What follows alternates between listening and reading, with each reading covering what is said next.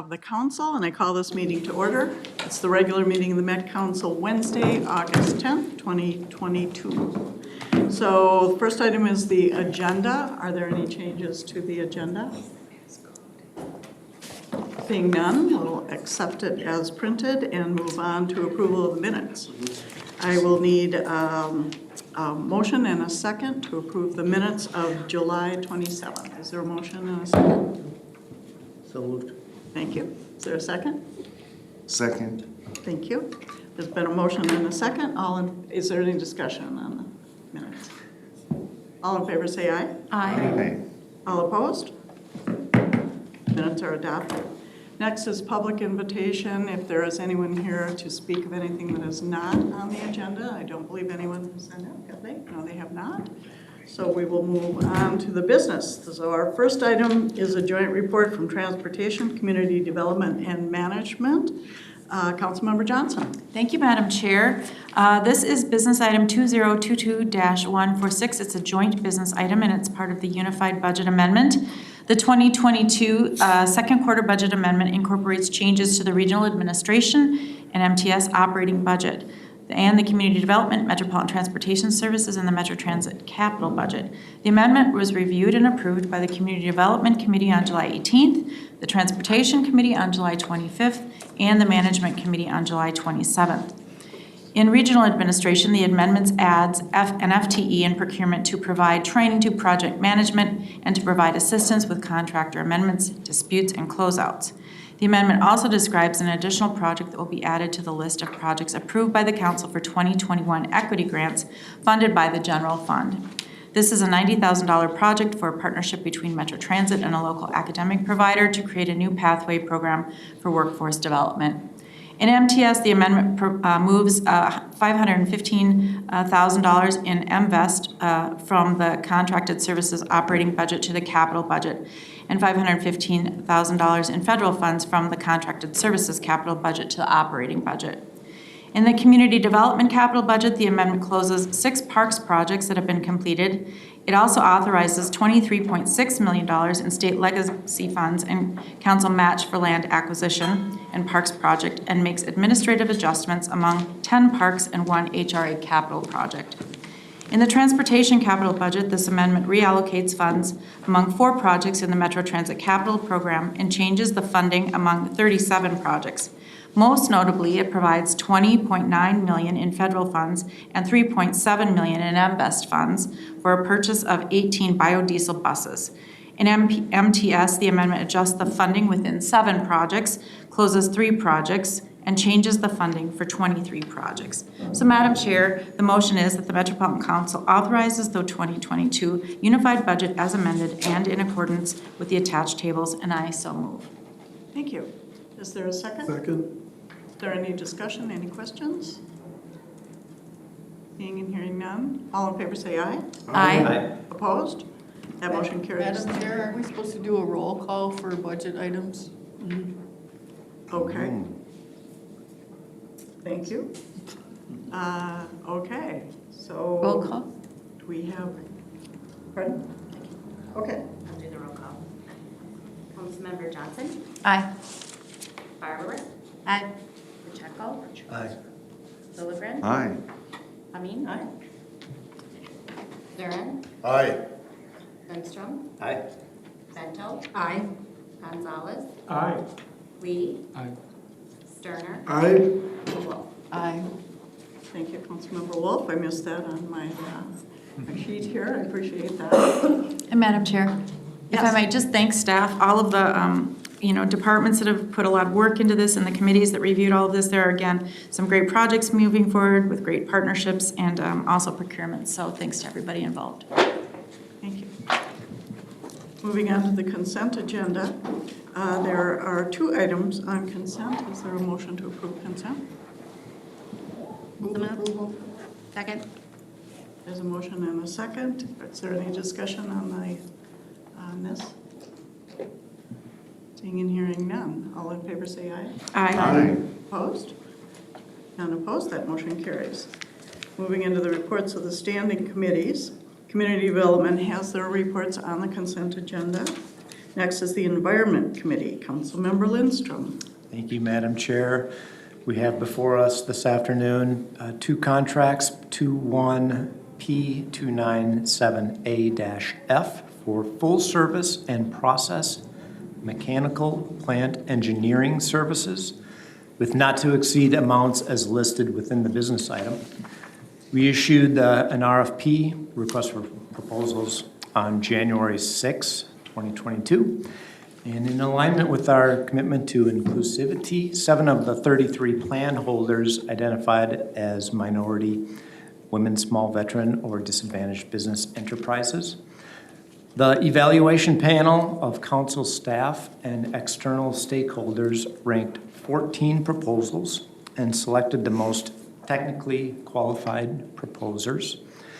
Following approval of the evaluation panel, the cost data was reviewed by a negotiation panel and agreed that the final prices have been determined to be fair and reasonable, and recommended the 6 proposers listed in the business item as the most advantageous for the council.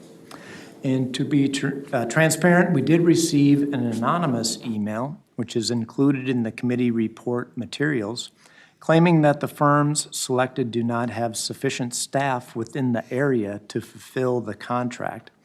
Staff from both procurement and the Office of Equity and Equal Opportunity confirmed the evaluation panel abided by a process which is thorough and selects for qualified and competent proposers to carry out the work outlined in the scope of services. Therefore, Madam Chair and members of the council, I move that the Met Council authorize the regional administrator to award and execute contracts 21P297A-F for full service and process mechanical plant engineering services with not to exceed amounts as provided in the business item. Thank you. Is there a second? Second. Are there any questions? Hearing and seeing none, all in favor say aye. Aye. Opposed? That motion carries. Thank you. Moving on, management has no report tonight. Transportation Committee is on the consent agenda.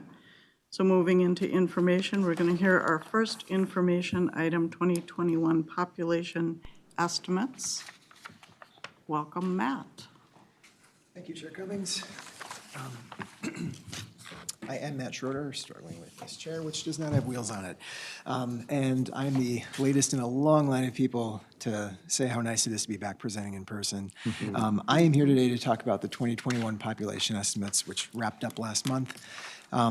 I want to start by just emphasizing that estimates are really just estimates. So this quote on the screen, estimating is what you do when you don't know, may seem like a truism that's not even worth mentioning, but I want to put the emphasis here on when you don't know, because nobody, not the Met Council, not the Census Bureau, Internal Revenue Service, even Google or Facebook, really knows how many people live in the region at any given time. So all we can do is to take our best guess based on the data available to us and then have some humility about the results. So that's kind of, I guess, the biggest picture context for the estimates. But I'll give a bit more context in a second, talk about the patterns that we're seeing in the 2021 estimates, which is slower and less spatially balanced growth than we saw in the past decade. Talk about some factors about why that is, talk about some differences between the Metropolitan Council and the Census Bureau estimates, which were very different this year, much more so than in the past, and then finally look ahead to what the 2022 estimates might look like next year. But to start off by clearing up a frequent source of confusion, estimates are distinct from these other data products that we have. So we have the decennial census, the American Community Survey, and then the estimates. So the census, as we heard a lot about last fall, does as complete a count of people as the Census Bureau can manage, carried out every 10 years, doesn't tell us a lot about people, but does at least try to give us a firm number. The American Community Survey, though, does kind of fill in those gaps with more detailed characteristics. It is carried out every year, unlike the census, but all we get is a sample of people. So population estimates are kind of in the middle of those. Like the census, they're really just trying to give us a basic, in this case, estimate of the number of people, the totals in the region and in cities and townships. But like the ACS, it's carried out every year. So we're, in this case, looking in this rearview mirror back to 2021, April 1st, 2021. We're always looking at the past year for estimates, which is different from forecasts. And this is kind of the thing that a lot of people confuse, especially in some local governments. So forecasts are looking ahead to future decades based on these data sources and many others and sophisticated models. But estimates, we're really looking back in time, forecasts ahead in time. And these are really a collaborative effort. We at the Met Council do the population estimates for the 7-county Twin Cities region. The State Demographic Center does those for Greater Minnesota. And then local governments, though, have a really critical role to play. They supply us with really important data. They review the preliminary estimates that we sent out in May. And then if they wanted to, they commented or challenged the estimates to the extent that they saw issues in them. And this year, 6 cities submitted comments that resulted in some revisions. Typically, these were correcting housing stock data or providing additional data that shed some light on occupancy rates. 8 cities submitted comments that were more like questions, which once we kind of clarified how the estimates are calculated and what goes into them, they were kind of resolved that way. And then finally, we initiated some really minor revisions to another 10 cities and townships, just correcting a small data error. And what I mean by small revisions is on the order of 10 people per city or township, so very minor. But then to set the stage for what the 2021 estimates say, useful, I think, to look back at this slide from last fall when the 2020 census came out, looking at how steady the population growth had been between 2010 and 2020. So this gives the population for each decade back to 1900. So we added more than 313,000 people between 2010 and 2020, good for an 11% growth rate, about 1% per year. What we're seeing in the 2021 estimates, though, is that the lower right corner of this table shows a 0.7% growth rate for the population, so less than we had in the past. So we gained about 21,000 housing units, about 15,000 households, and about 23,000 people in total. And as I mentioned, this is not as strong growth as we'd had in that past decade. So we added about 31,000 people in an average year between 2010 and 2020. In this most recent year, 2020 through 2021, about 23,000 people, as I mentioned. So definitely less growth than in the past decade. Not as low as in the 2000s, but still noticeably lower. And another, I guess, comparison we can make is where that growth went. So this map is showing the growth rates for each city and township in the region. So darker shades of green here show faster growth rates, and then those shades of brown show communities that lost population. Not necessarily a lot. Often these are small losses, but still losses nevertheless.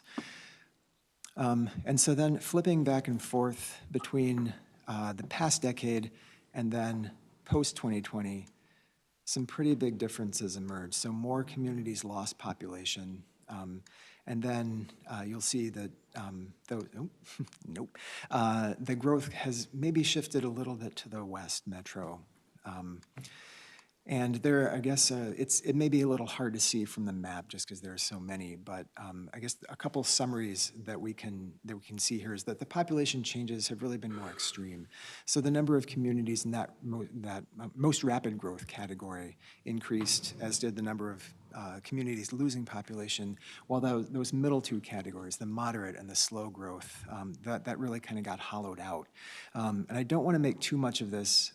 This is really just 1 year of estimates. Things kind of started out similarly in the past decade as we came out of the Great Recession, but still these are trends that bear watching in future years. And then another way to look at this is in Thrive MSP 2040 community designations.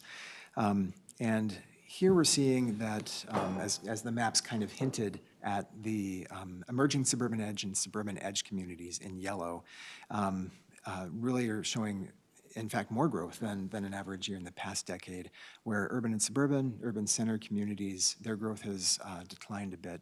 So still, urban center communities, for example, that was kind of the big headline from the 2020 census results, that the urban center communities grew much more than they had in past decades. So that's less true now. Still growing, certainly, but that total growth has kind of shifted more toward the edge of the region. And again, 1 year of estimates, but trends that deserve looking at and monitoring. To get into why this is, I think it's helpful to understand how these estimates are calculated and the different levers that move them up or down. So people move around all the time. That is really, really hard to track. And people are born and die all the time. So again, there's not very good data on this at the very local level. So what we do instead is to focus on what we do have a much better picture of, which is housing units. So we start with the 2020 census housing units, add on the changes to the housing stock since 2020, which communities submit to us in our annual building permit survey to get to the number of housing units. Then we can use what we know about occupancy rates, basically just the opposite of vacancy rates, to apply those to housing units to get to the number of households, and then to apply average household sizes to get to the number of people living in those households, and then finally adding on the group quarters population, people living in college dormitories or nursing homes or prisons, to get to the total population. These boxes in green show what come from our annual surveys or the 2020 census. So these are known. We have a pretty good sense of these.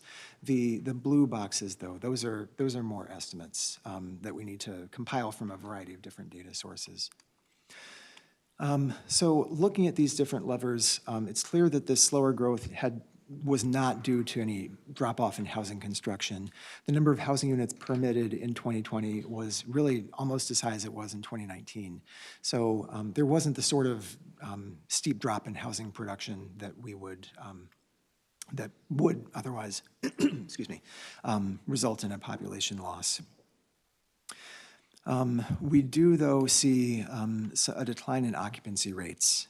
So I mentioned before, the same slide from before, that we added 21,000 housing units, but just 15,000 households. So we have more vacant housing units than we did in 2020.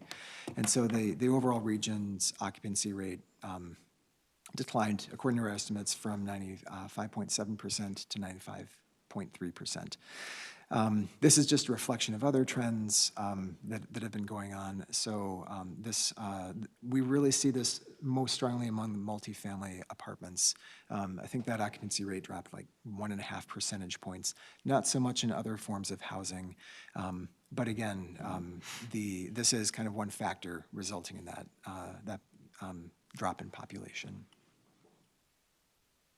And then we can also look at household sizes,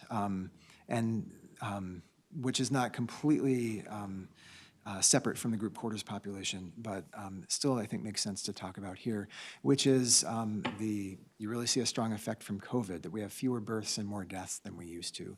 And so this is really getting at this concept of natural increase. The more births we have and the fewer deaths we have, the more our population grows.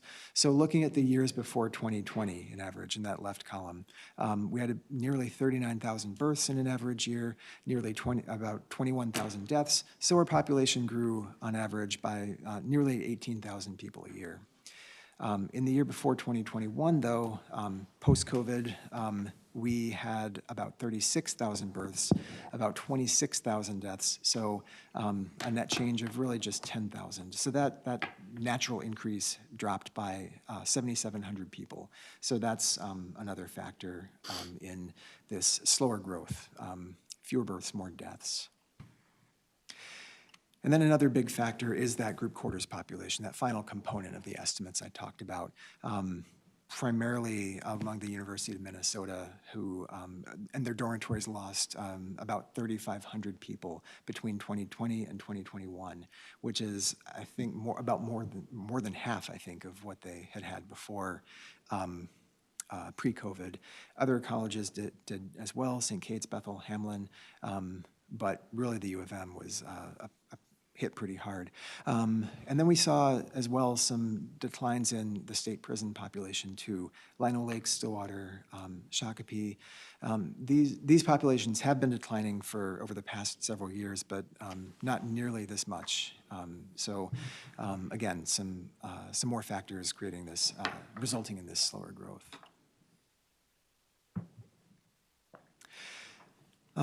You may have seen this headline in late March from the Star Tribune that that Hennepin and Ramsey counties had lost a lot of population. And according to the Census Bureau's estimates, they had Hennepin lost about 1.1%, Ramsey 1.6%. So pretty strong, pretty large population losses compared to the past. And that these more than offset the population gains in the other 5 counties, resulting in that regional loss of minus 0.3% at the top there. We were really confused when we saw this, since this didn't square with what we saw in other data sources. So, I mean, namely the rapid pace of housing construction. Hennepin and Ramsey counties, according to our survey results, added, I think, more than 11,000 housing units between 2020 and 2021. So to get this sort of a population drop, we need to see this complete crash in occupancy rates, which, again, isn't what we saw in the data. Those trends have been pretty similar across the counties. So digging into this a bit more, it really has to do with domestic migration. That was the Census Bureau's main component. So more people are moving out, according to the Census Bureau, of Hennepin and Ramsey counties than move in. And this has historically been true. But what's new, I guess, is the degree to which that's been happening in the Census Bureau estimates. So for Hennepin County, for example, the Census Bureau estimated, I think, around 5,000, a net loss of 5,000 people due to migration before the 2021 estimates.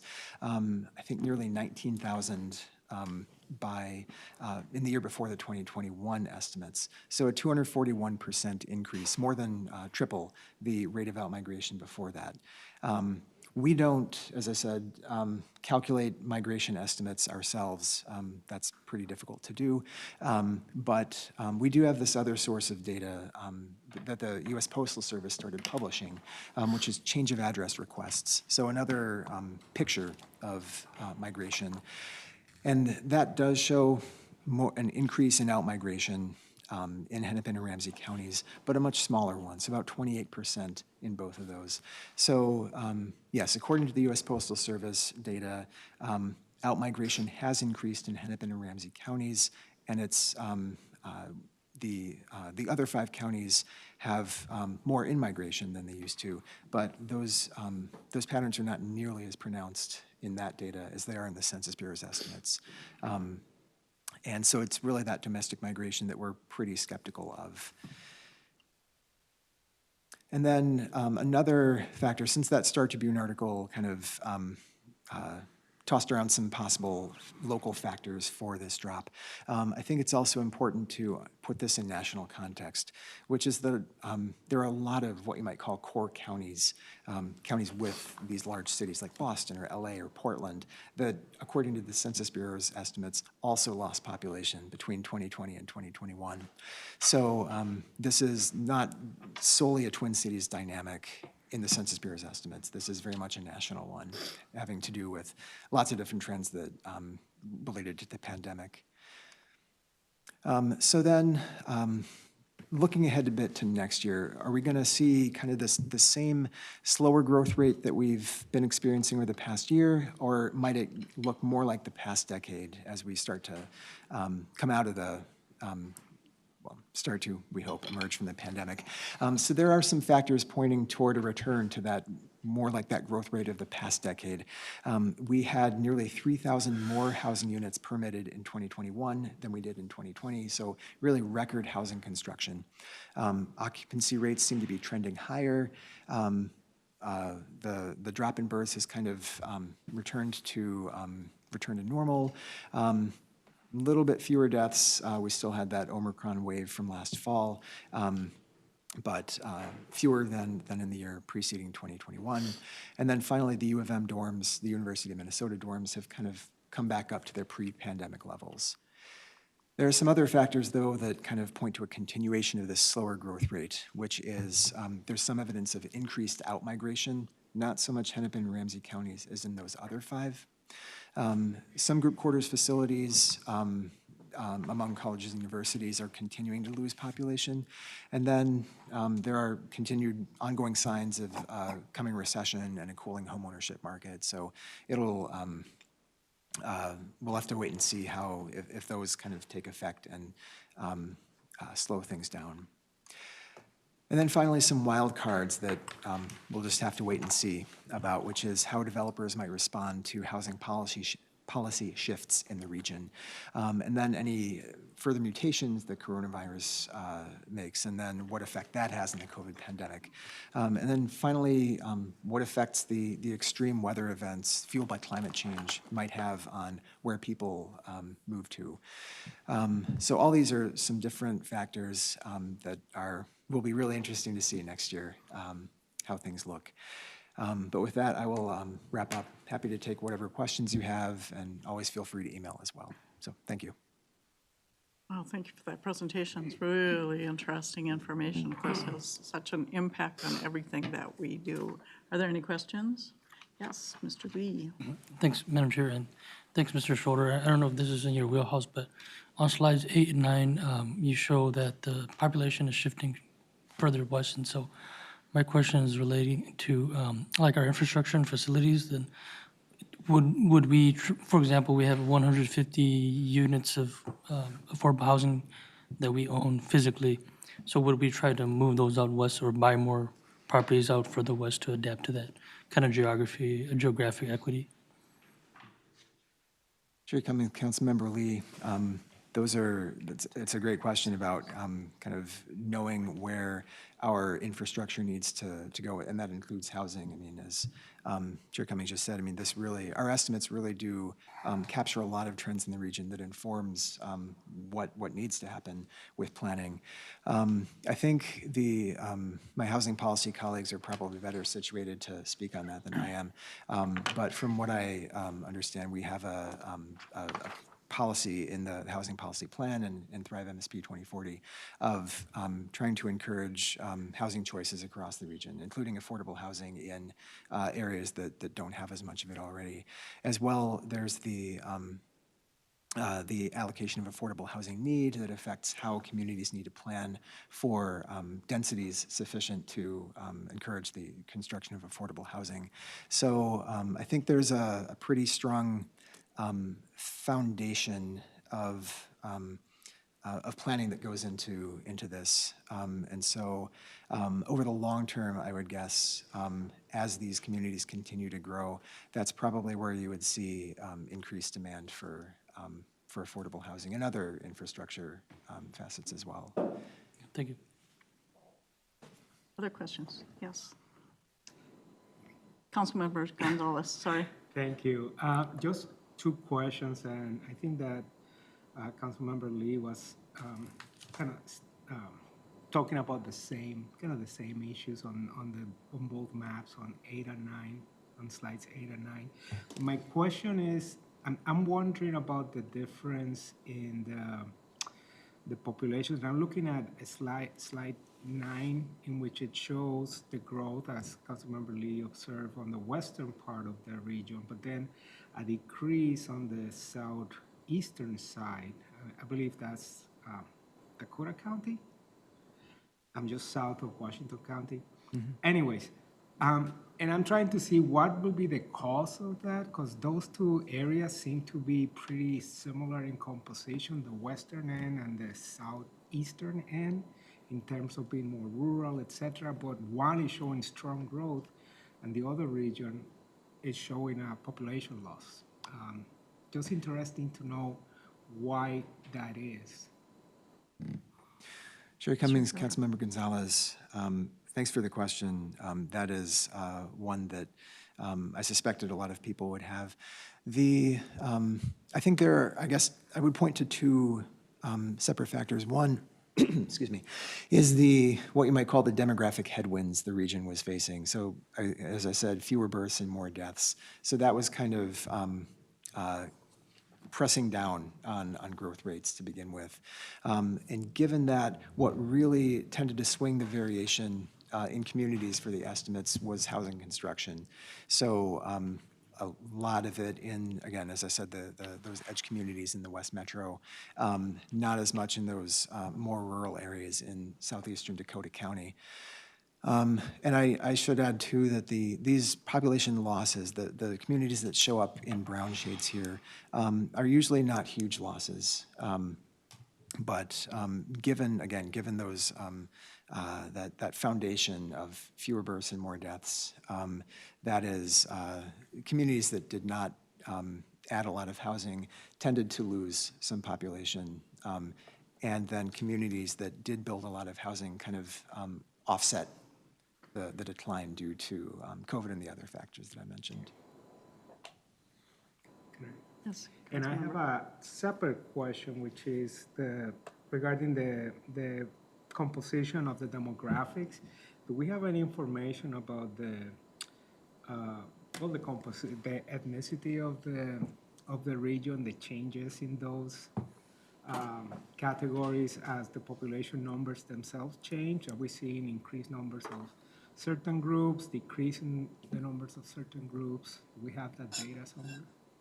Chair Cummings, Councilmember Gonzalez, I apologize. I meant to pull that data in advance of this presentation. That is not something that we estimate ourselves, but it is something that the Census Bureau estimates.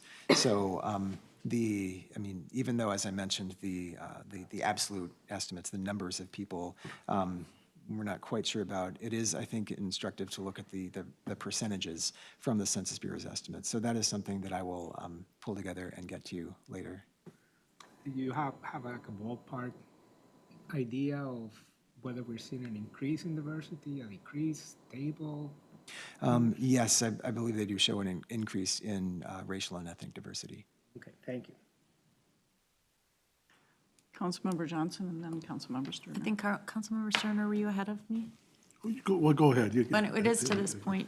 So I represent a good chunk of this area that we're looking at on slide 9. And, what I can say is a couple of things. So you've got the suburban communities, even Plymouth, which is we're at the tail end of development. So we're starting into redevelopment, so that's why that's slow. Maple Grove is, again, almost fully developed.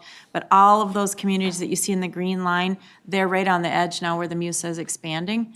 I would also note, and I could be wrong, but the populations of those communities, whether it's Corcoran, Medina, Independence, Greenfield, they don't have dense populations to begin with. So, you get a couple developments out there and you see a pop in their growth rate, but they're not dense like even the communities of Maple Grove and Plymouth. And based on what I know and what the comp plans are showing, I don't think they'll ever get to that level, but, certainly they're working their comp plans. So there's that. I would also say, not in a comparison to other parts of the region, but what I know about my part of the region is there are a strong diversity in jobs available, whether that be in good manufacturing jobs, to headquarters, to med tech, biotech. We pull people in all the way from, quite frankly, even western Minnesota. They're coming in on Highway 55 and 12, so it's a job center. And then when you add to that the strength of the public school systems, private schools, there does seem to be folks that can afford to live in this part of the region that are moving there because of those market forces, I guess I would say, that the realtors are pushing in all of their materials. And so I can just only say what I've noticed as far as the communities that I represent and what they're dealing with as they're kind of grappling with this push for continued development in their communities. And even thanks to the community development staff, having some of them, getting some consultants and staff help on that to manage their comp plan growth. So that's just some insights that I have. And I would say too, even looking at the census over the past 2 decennial reports that have come out, it is definitely becoming more diverse, and you can absolutely see that in the school system. So that's just my sense of what's going on in the part I represent. Councilmember, did you have anything you wanted to add to that, Mr. Schroeder? Or should we move on to the next question? Yeah, thanks, Chair Cummings and Councilmember Johnson. Really helpful local information to me as well. But just wanted to thank you for reinforcing that these are growth rates and not absolute numbers. So this does, even though they're not adding necessarily hundreds of people, they do show up pretty prominently on the map because, as you pointed out, Councilmember Johnson, they're starting from a smaller base. Councilmember Sterner? Right. Thank you, Chair. And Mr. Schroeder, I'll just ask kind of a compound question here. So you mentioned a little bit about the group housing with prisons and that type of thing and dormitories, but what about our tent communities, several tent communities and sheltered and unsheltered people? How are we counting that, and is that in there? And I'm also wondering about the economic price with inflation going up, and that a part of our occupancy rate drop, and if that's related where the affordability on our affordable housing, it makes it where people can't afford, they're kind of becoming unsheltered, that type of thing. So just ask about that. Yeah, thank you. Chair Cummings, Councilmember Sterner. I guess those really important questions. I'm not sure I can speak to any direct link between evictions and the unsheltered population.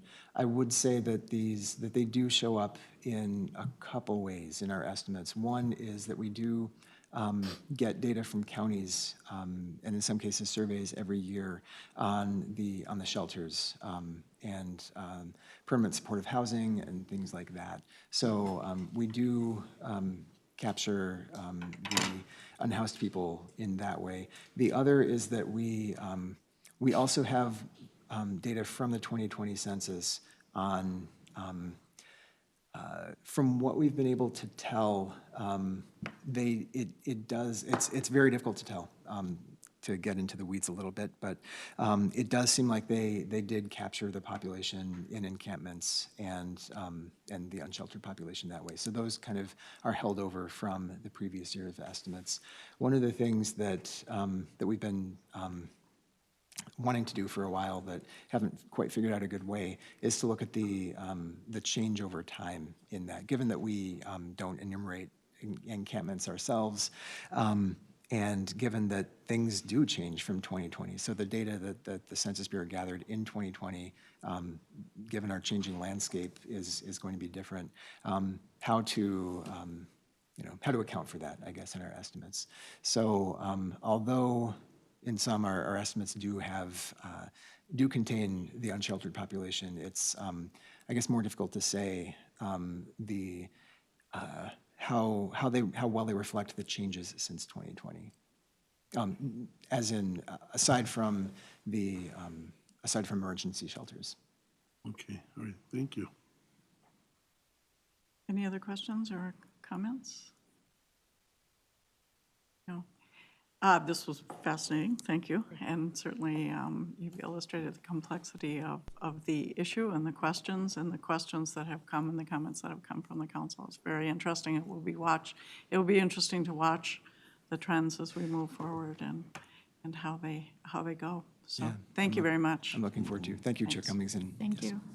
So our final item today is the 2023 preliminary budget and levies. Marie Henderson and staff, welcome. Nice to see you in person again. Yes. Good afternoon, Madam Chair and committee members. I am Marie Henderson. I'm the Deputy CFO here at the Council.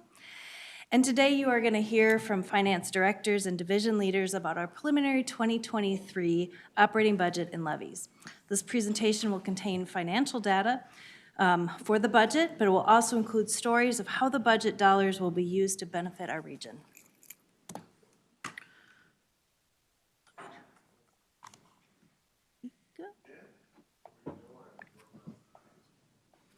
And a little bit, so let's just back up a little bit there.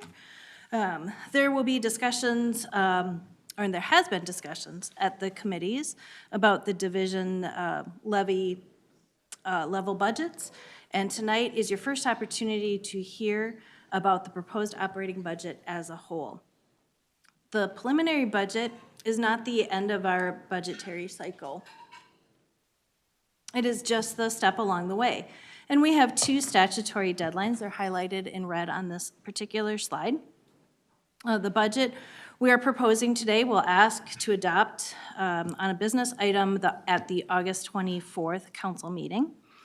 And it will establish the upper limits for a proposed tax levy. After September 1st, the council may lower the levy, but not raise the rate as a total levy amount. Metro area counties will consider our levy amounts in establishing their own budgets and tax levies, and will mail out the truth in taxation notifications to property owners showing the proposed amounts of property taxes for all taxing jurisdictions. As we move along our budget development timeline throughout public comment, draft, and final adoption to our budget in December, we can and historically have adjusted our operating budget. However, we cannot make budgetary changes or increases to the levy. So our preliminary focus will be on the operating budget tonight, which is our operating budget, our pass-through, debt service, and other operating benefits. In October, after discussions take place at the committee level, we will come back to highlight the capital program consisting of authorized projects, our 6-year plan, and our proposed spending for 2023. Council members, we refer to the preliminary operating budget presented today as the regional administrator's recommended budget as required by statute and is submitted by the council for approval. Ultimately, as we go through the public comment and final adoption, it becomes the council's budget. We'll review the property tax levy. Why I see that slide twice, so it threw me off. Sorry about that. Our levy, the council has authority in state statute to levy on property tax in the metro area for specific purposes to fund our grant and loan programs, debt service obligations, and limited way for general purposes. We have two main sections of the levy. First, the non-debt service levy, and then the debt service levy. Our non-debt service levy is limited by the increase each year according to the measurement of government inflation called the implicit rate deflator. Over the past 10 years, the average of this increase has been 2%. Throughout the years, and sometimes we've seen less than 1%. However, in 2023, the increase is 8.5%. Our debt service levies are not limited by this inflation rate, but for transit and parks are effectively limited by statutory on the authority granted to us for issuing debt. Our wastewater debt is secured primarily through wastewater fees, but secondarily by a full faith and credit of the council, through which we have never needed to levy for wastewater debt services. When we look at our debt levy strategy, the council sets a strategy, and the first piece of that is that we meet our debt service levies, needs for parks and transit. We also receive $5 million annually from the Fiscal Disparity and Tax-Based Revitalization Account, and this program is tax-based shared programming within the metropolitan area and is funded by commercial and industrial properties, not by homeowners. We also have a strategy-based decisions. We maximize our livable communities demonstration account, maximize our general purpose levy, and hold our levy at an overall 2% increase year over year. Finally, we continue to have significant funds in our highway right-of-way program, and therefore we have not had a need recently to levy for that piece of it.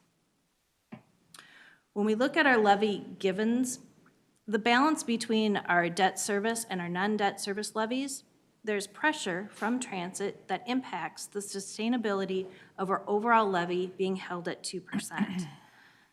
The future use, the primary use of our regional debt bonding is our fleet replacement, and have been successful with legislation to gain an increase of our annual bonding authority and reflects a 4.5% inflationary bus replacement.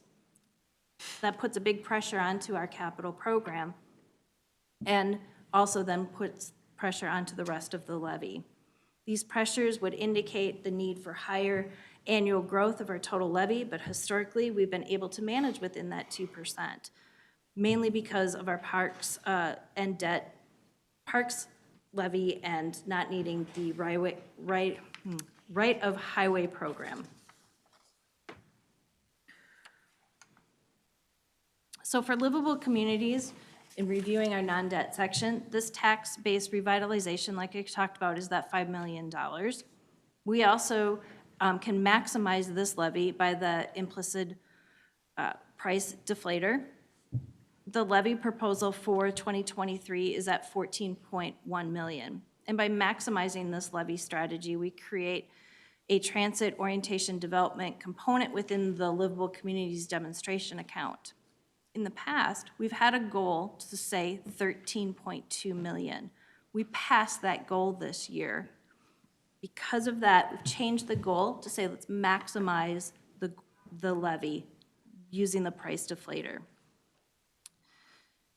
This goal is present to be reached, and it was met. So like I said, we're reaching that goal.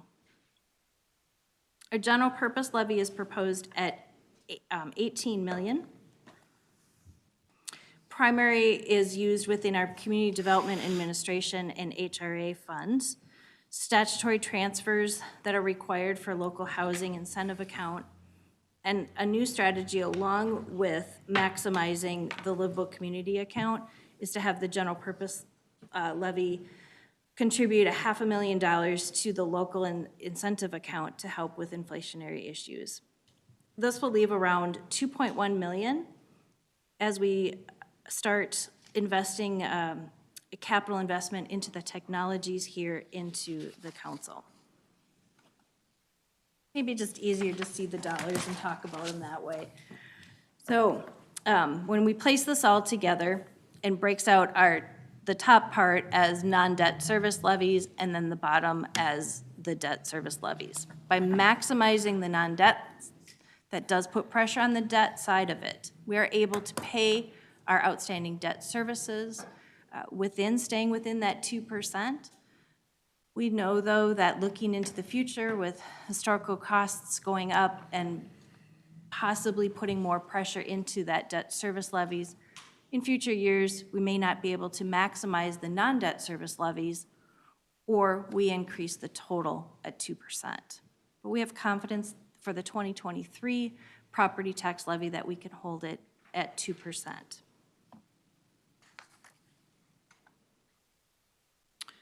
So what does that mean for the community?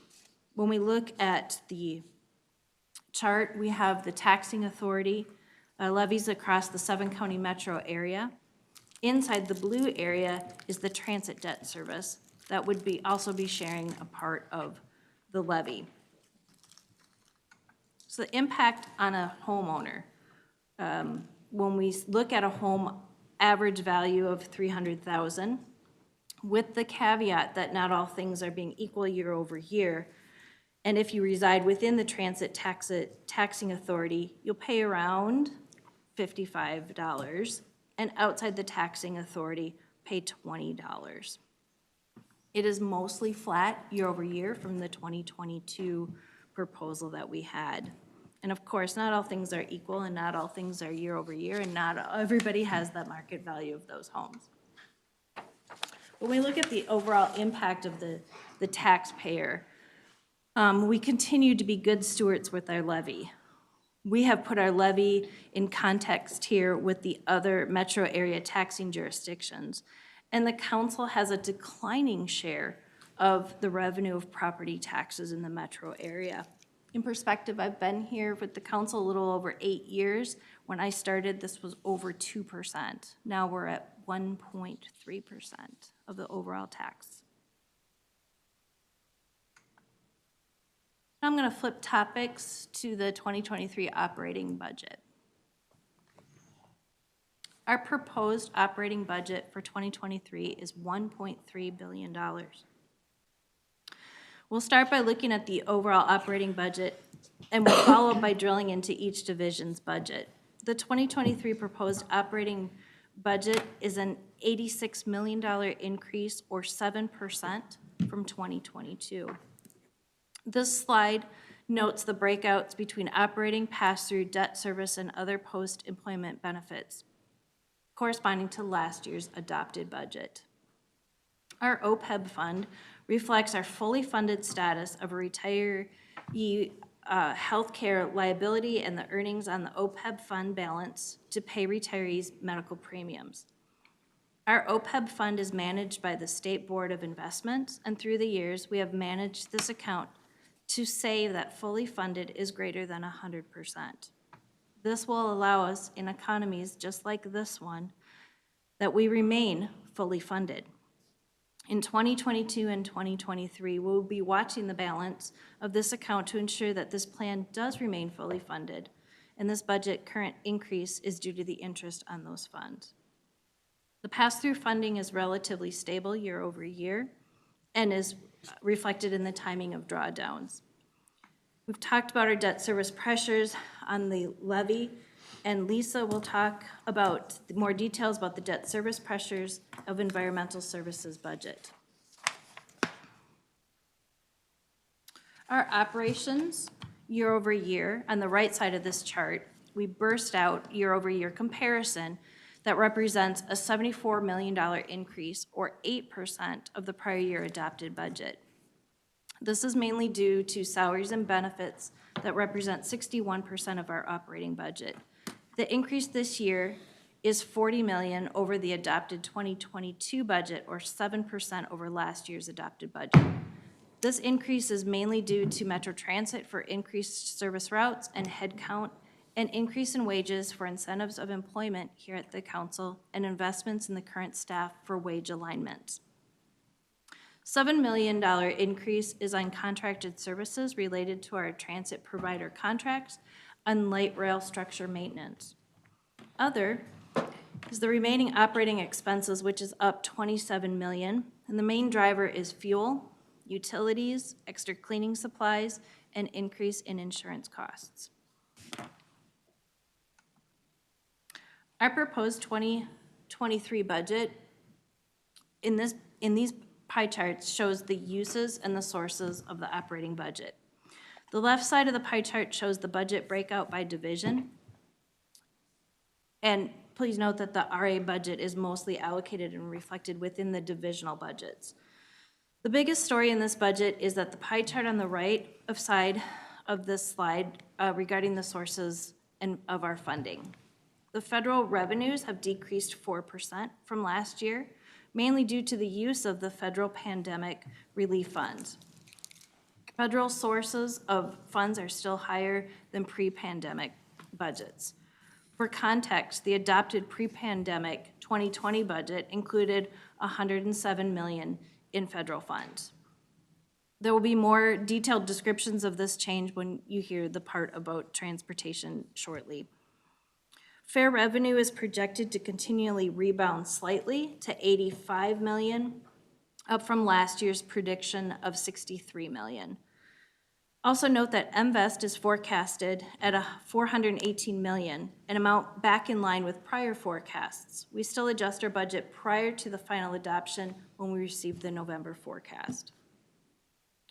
Property tax supports 70% of the operating budget, but as you saw on the previous slide, preliminary, this funds our debt service and grant programs and only supports about 2% of our operations. Other income of $25 million is primarily investments, mainly in our OPEB plan. We have planned to use reserves in operation, and that's primarily within transportation of $45 million. And again, we'll talk more about that when the divisions come up. This proposed budget for 2023 supporting 4,793 FTEs. That is up 198 from last year's budget. 130 of them increased in Metro Transit, 15 in environmental services, 14 in regional administration, 7 in community development, and 3 in MTS planning. Part of the overall budget is the general fund operations. To give you an overall picture of the general fund, we have a proposed budget of $109.2 million. This is up $6.7 million from 2022. The funding sources are the general purpose levy, the allocations from the divisions, and other, which is mainly interest. The pie chart on the left, you'll see uses by department. This includes activities for regional administration and community development. Statutorial transfers are also required at $1 million of the general purpose levy to be transferred to the local housing incentive account each year. Also to a change in the levy strategy, we talked about earlier, of $500,000 coming into from the general purpose levy to help increase administrative costs. And also help for water supply transfers to environmental services. The balance of the $2.1 million is to help fund for future investments in the technology infrastructure here at the council.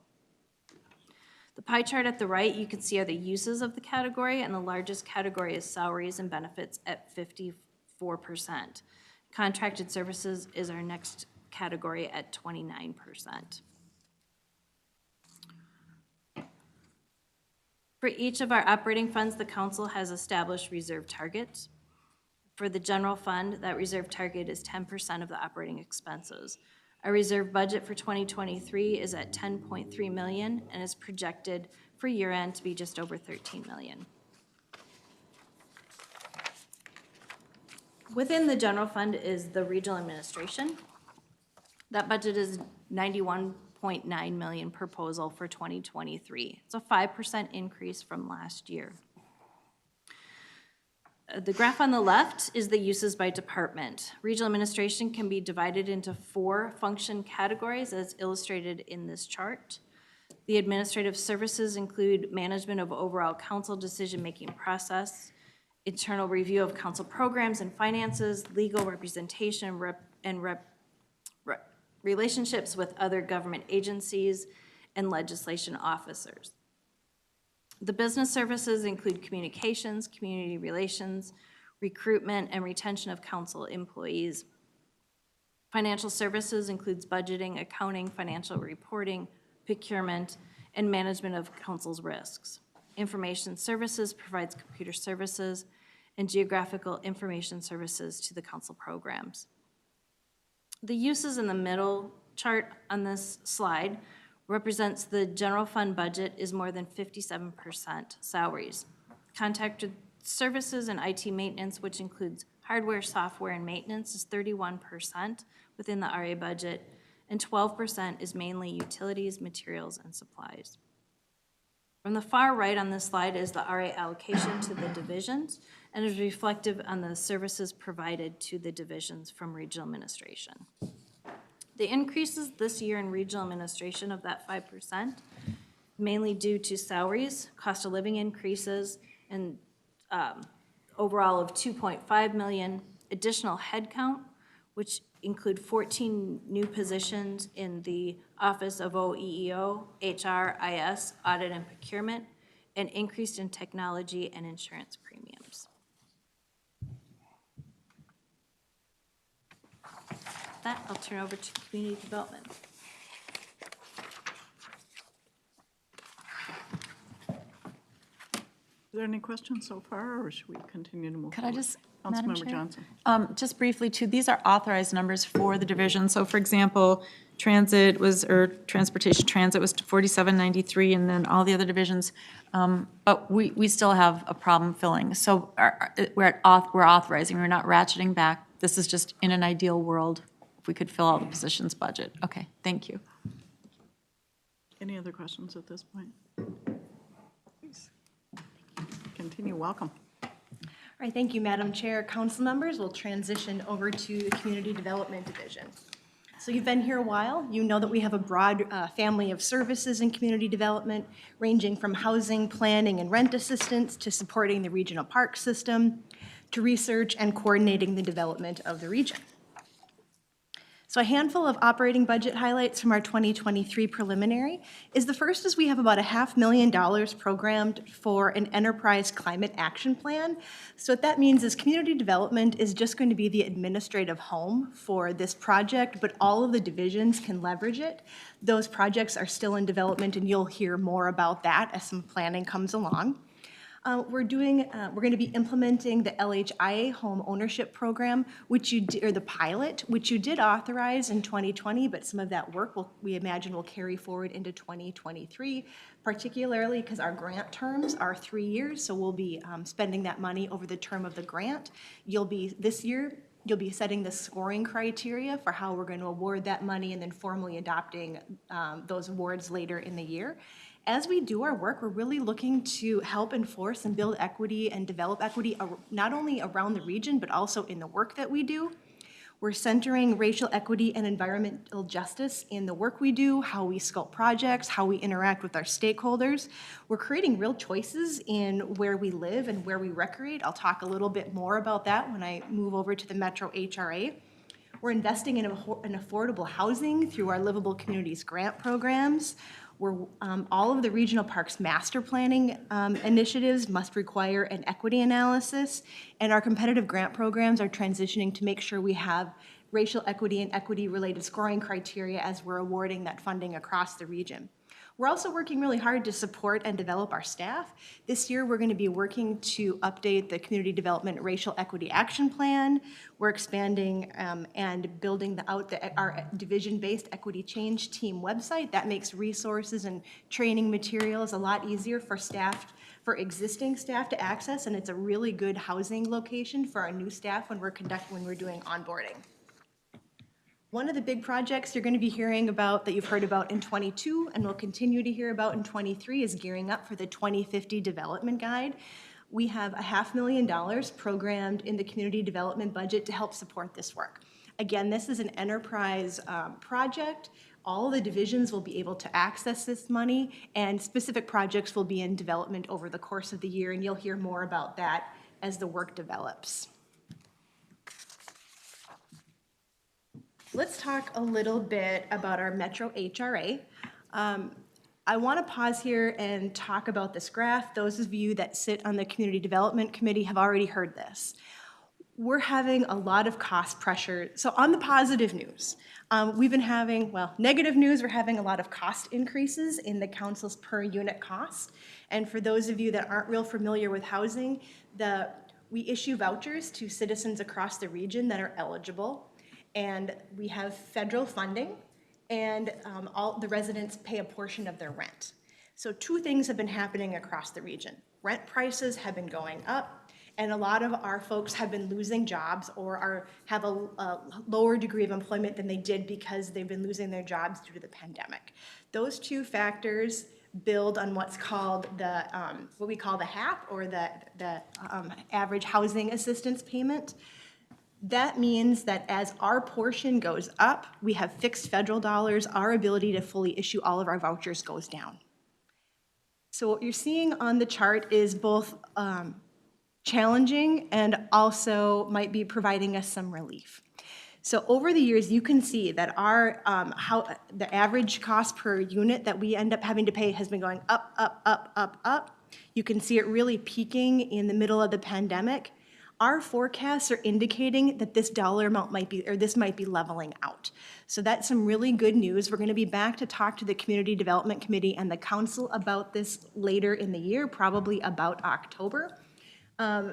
Metro HRA is one of those areas where the federal budgeting process doesn't play real nicely with the council budgeting process. So we're going to probably be bringing this preliminary and a public comment draft budget to you. That's our best estimate of what we're going to get in federal funding. And later this year, you'll be setting our housing limits. So we have to wait for some additional information from the federal government before we can even have that conversation. We usually get that data from the federal government late September, early October. So just know there's going to be a lot more conversations happening with the HRA as we go through the budget process. Another good news story for us, and you've heard a little bit about this, is the mobility program. It's a great place where the council and the Minneapolis Public Housing Authority have partnered on some innovative work with mobility to allow citizens across the region really have more of a choice of where we live. We are a national pilot.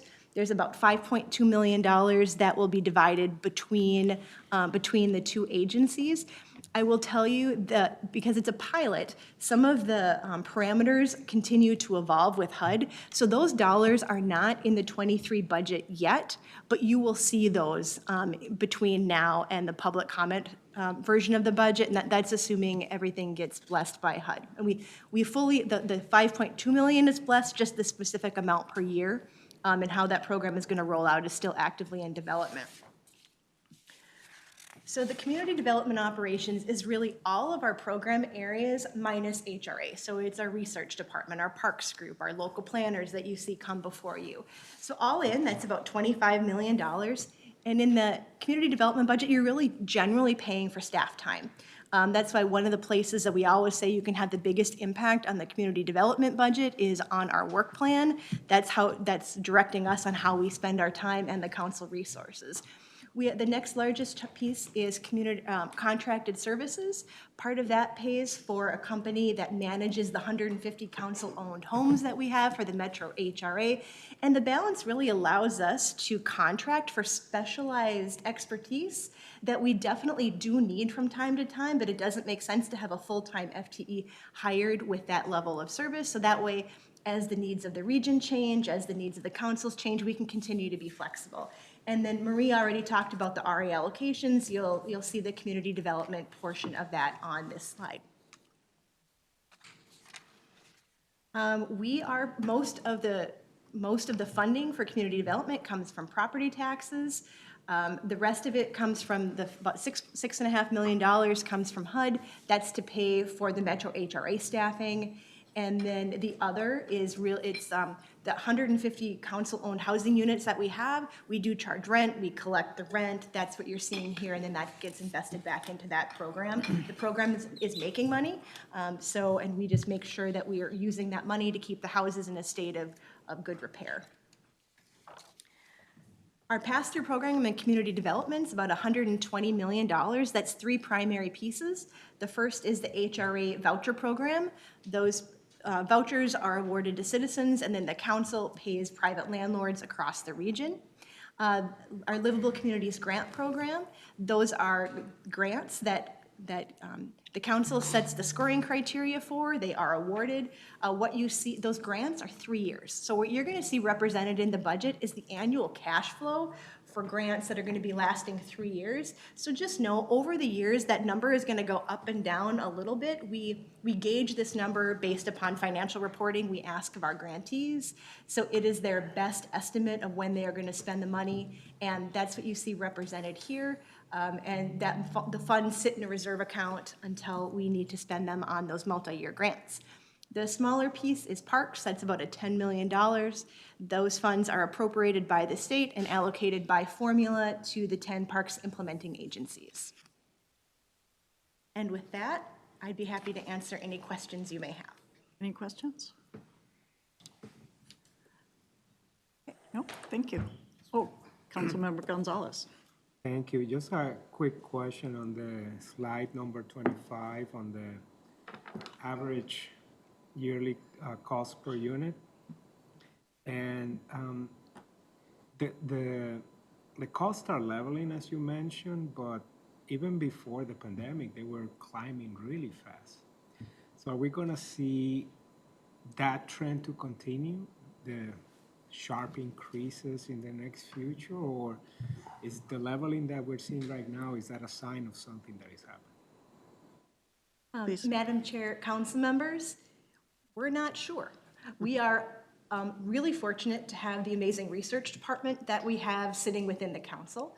So later this year, you're going to see probably Joel, the manager of research, and Terry Smith, and they're going to come and do some more informational sessions specifically on this.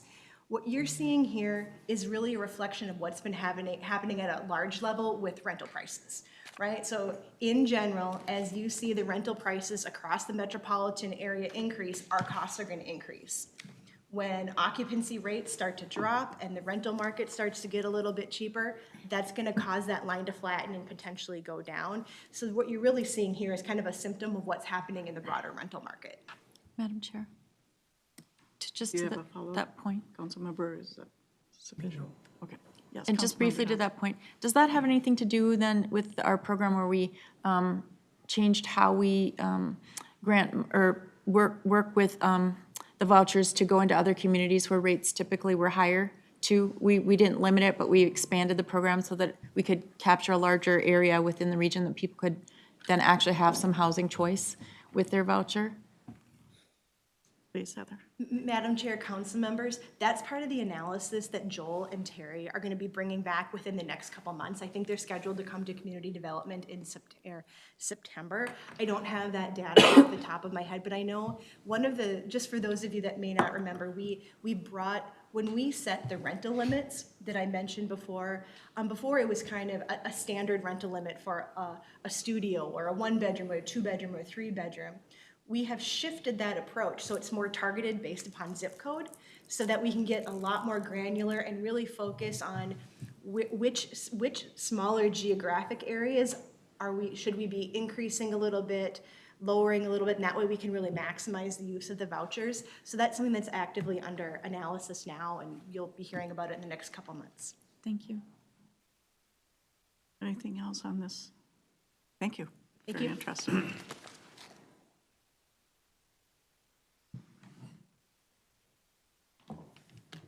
Good evening. Madam Chair and council members, I'm Lisa Thompson, General Manager for Environmental Services. I'm going to kick us off with some exciting things about what we're going to do with this great budget. You're going to hear more of the details from Ned Smith, Finance Director. Less exciting. I tell him, I'm the warm-up act, he's the main act, but he doesn't believe me. All right, this is exciting for me, and I think for many, many of our staff. We recently refreshed our vision and our mission, and not because the prior was bad, but because we had feedback that it could be better. And you might ask, better in what ways? Well, I sum it up this way: better in supporting servant leadership, where employees have a shared purpose, but most importantly, they're able to see how their work is connected to that vision and mission. We have roughly 650 staff, and they all deserve to have a line of sight to what they all have a hand in every day, collectively creating. There's a very old story that I like to share. It's about someone touring a construction site who asked 3 bricklayers the same question separately. The question was simply, "What are you doing?" And the first bricklayer replied, "I'm laying bricks." The second one said, "I'm building a wall." And the third one said excitedly, "I'm building a cathedral." That's what we're after for our staff. Our employees deserve to have that opportunity every single day. So as an example, if an operator in our plants were to be asked what they're doing when they're operating equipment such as an aeration basin, we hope that they will answer, "We provide clean water." We've also strengthened our connection to attaining the Metropolitan Council vision, which is to have a strong system possible through planning, coordination, and operations. I think our mission hits that squarely on the head because we are partnering, planning, and providing services to protect the region's water, a very important part of a strong region. This slide you've seen many times, and I know many of you, because I've seen it firsthand, could explain it better than I. So I'm going to skip those details, but just remind you that we ask for a lot of money, but we do a lot of work. We have a big service area. We're essentially serving half the population of the state of Minnesota, and it's really important to us to have enough resources to do that with excellence. And that excellence is demonstrated in one way, here with this graph. It's our operating permit compliance record. We have 7 of our 9 plants receiving platinum awards, which means 5 or more years of continuous compliance. We're happy to see that Seneca's back to a 5-year platinum. Our 2 newest plants, Rogers and East Bethel, are working towards becoming platinum as well. For a point of reference, in 2021, there were a combination of 24,638 opportunities for a plant to miss their permit requirements. That's every day, rain, shine, snow, illnesses, pandemic, whatever you can imagine can happen on a day-to-day basis, or something coming down the sewer that we don't expect. Funny aside, we just recently received those certificates at the National Association Clean Water Agency Conference in July. Ned was able to attend along with Sarah Smith, and it took all 3 of us plus 1 more person to hold the certificates for the photographs, because we were holding up 7, and the others who were waiting to get their photos taken, other winners, jabbed us and said, if you weren't such overachievers, you wouldn't have that problem. It's a good problem to have. Here's some of the ways then in delivering our mission, we're partnering, planning, and providing services. So we deliver a lot of service, but we really have important work to do when it comes to partnering and planning with the region. So these pictures illustrate staff actively working with communities and stakeholders across the region, because first thing you have to have if you're going to partner is a relationship. And that relationship also needs something else really important for us. We need to be a catalyst for collaboration, because no one single community is going to step up and say, hey, everybody else, come and collaborate with us. We need to be that neutral catalyst to bring the information, share the information, and find that there's an opportunity for solving multiple problems with one solution. And that's a valuable role that we play, and we hear it from our communities that we help make it possible for their councils to put money and focus on things that would not otherwise come to the forefront at that time. And we start early. So here you see us supporting children's education. We sponsor educational events, and our staff engages with them hands-on in the learning. And for those of you that may have caught our internship presentations, that's an enthusiasm and an inspiration and an excitement that goes both ways. It's not just the learners, it's the teachers that benefit. I think the area where we've grown the most or changed the most in terms of partnering and collaboration since 2015, our reputation and our results when it comes to water supply planning are pretty significant. Prior to 2015, we had a policy advisory committee known as MOSAC. But now we have a technical advisory committee and multiple sub-regional community committees, and they're action-oriented. They actually are getting some very important work done. They're doing research and studying together to solve other problems as we go forward. And to illustrate how significant that change has been, the green boxes on the left represent now the representation from the technical advisory committee as well as the policy committee. But look at the right and all those yellow boxes. We've grown from 20 communities participating in the sub-regional groups to 72. And that's what you need to get multiple partners to solve a problem that affects many in adjoining communities. So we're very happy, not only because we are growing in participation, but it means we're going to get better things done, because it takes partners to solve these problems that are complex in our region. This one is one of our newest, and it's a little bit hard to look at, but really, you all know we got lots of lakes and rivers, right?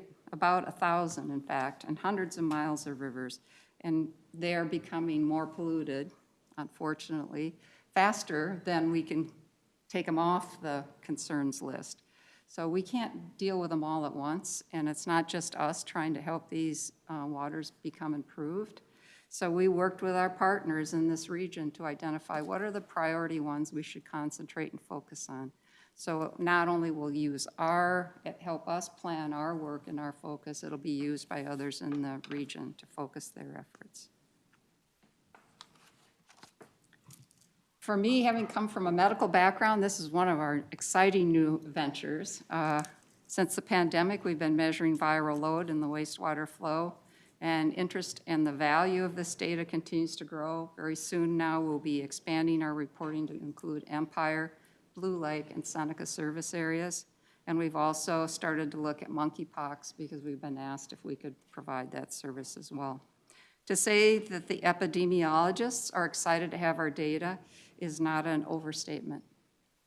Our staff are regularly receiving accolades from the public health community, and we're thrilled to provide this service and value to the region and the state.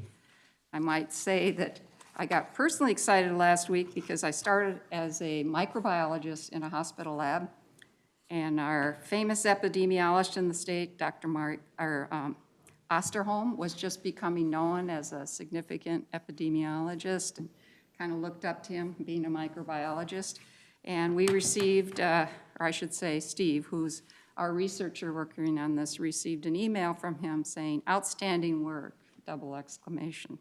"Please keep up both the work and your very instructive reports," 7 exclamations. I look forward to learning from you every time I read your latest report. A wonderful public service, exclamation. Thanks again. So we are really thrilled to be providing this kind of service to the region and finding that treating wastewater has some other benefits for us. All right, thank you, Lisa. And my name is Ned Smith. I'm the Director of Pretreatment and Finance for Environmental Services, and I'll be walking through the budget highlights. Executive summary, our municipal wastewater charge will go up 5.5% in 2023. That's a $13.7 million increase. In a few slides, I'll walk through some of the reasoning behind that and also some of our history and our projections. That translates to about $7.50 for the average resident, or residential equivalent, per year, so a modest increase. Our sewer availability charge will have no change, flat since 2014. You've seen some earlier outstanding housing projections. I'm proud to report that the correlation there is quite strong to our SAC, R squared value well above the 0.95. And I'll walk through a little bit of what that looks like as well. The transfer from SAC is going to be $60 million. That includes $10 million to help us out with PAYGO. And then our industrial waste strength charge is a little bit higher than 5.5. That's because the industrial waste strength charge only looks at our plant expenses, and our plant expenses are growing higher than our interceptors, since it's the same cost to transmit strength, but it's not the same cost to charge it. So we only look at our plant expenses. And then our industrial waste permit fees are pegged to our municipal wastewater charge at 5.5%. PAYGO is pay as you go. That's using capital dollars to pay, operating dollars to pay for capital projects. So what does that mean? It means we're still a great bargain. We are still, and according to the most recent surveys, we are at 35% of the national average for our peer agency. A peer agency is 100 million gallons per year treatment, also, 100 million gallons a day treatment, also about 1 million people. So cities that are 1 million or larger, we are 35% less than that average. A little bit about our municipal wastewater charge history. You may recall from 2018 to 2022, we had our 5-year promise to keep our rate increases at 4% or lower. In 2021, in anticipation of economic troubles from the pandemic, we overachieved there and only charged a 2% increase, which was a pretty big revenue blow, not only to 2021, but also in all future years, because you can't anniversary or grow on that. 2022, we did hold to our promise at 4%, but now we're going to go up to 5.5% to get some of that 2% back. And of course, we're also experiencing some inflation. I'm proud to say we broke our promise to follow inflation in future years. Part of our 5-year promise was 4% or less and inflation in future years. So I'm proud to say we broke that promise for 2023 and only increased it by 5.5% instead of the 8 and 9% that we're seeing across the economy. Going for the long term, we will be at or less than the wastewater inflation rate. That's not an official metric, but it is, we take the CPI and we break out the components and we remove the things that we don't buy, like washers and dryers. And then that's how we figure out what the wastewater inflation rate is. I imagine that's going to be quite high for the next couple of years. I don't think we'll match that exactly, but that is a challenge for us going forward. In terms of where the actual numbers are, these are uses by department and uses by category. This is only for our operating funds, so this does not include our debt service, which is about 48%, 47% of our overall expenses. But in this case, we're just looking at operations at $188 million. You can see treatment services is our biggest piece. Those are our plants. Interceptors are the pipes, the 600 miles of pipes.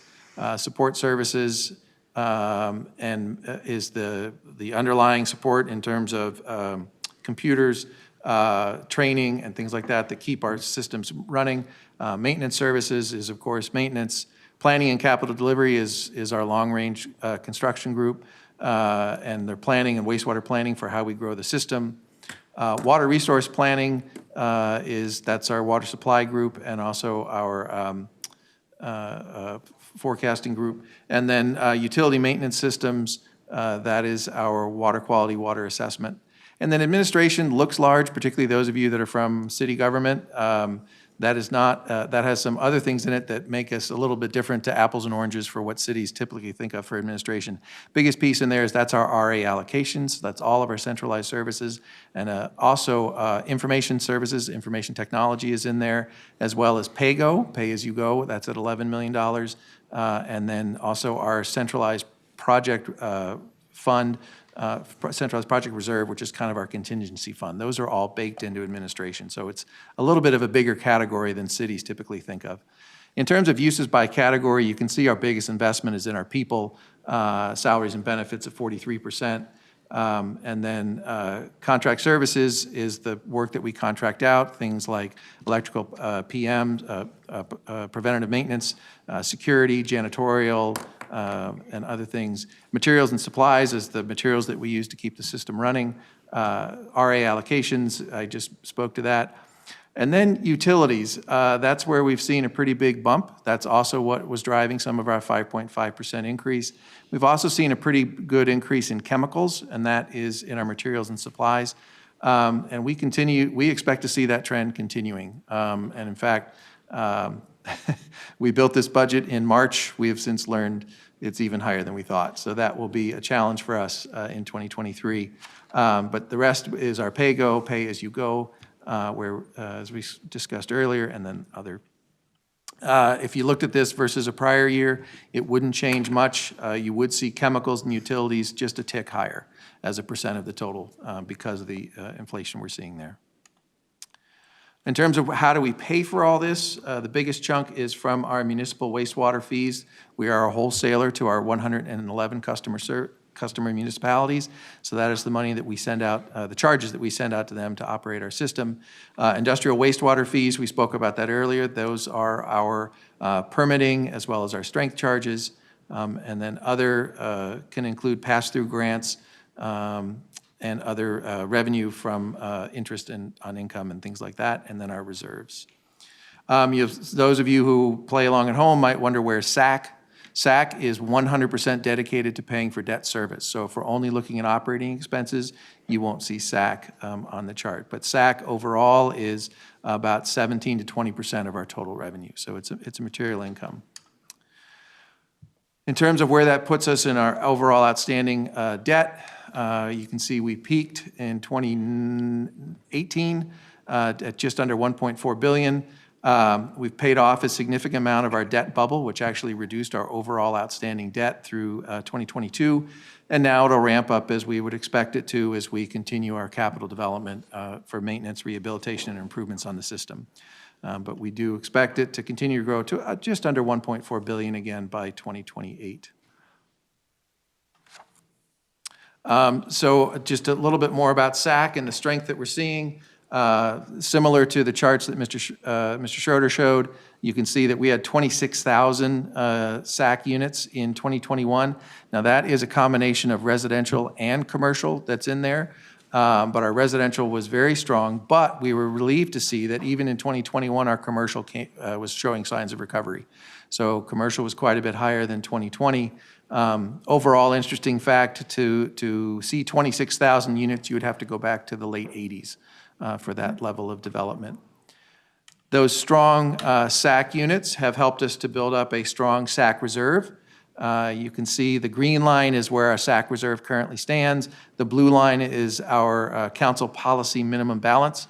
So you can see we're well above that, but that strong reserve balance is going to help us manage future SAC rates. So if, heaven forbid, but probably inevitable, a recession does come and development falls off, we'll be able to use our reserve so that we can continue to maintain the rates as we have them now or have minimal increases so we don't discourage further development in the region.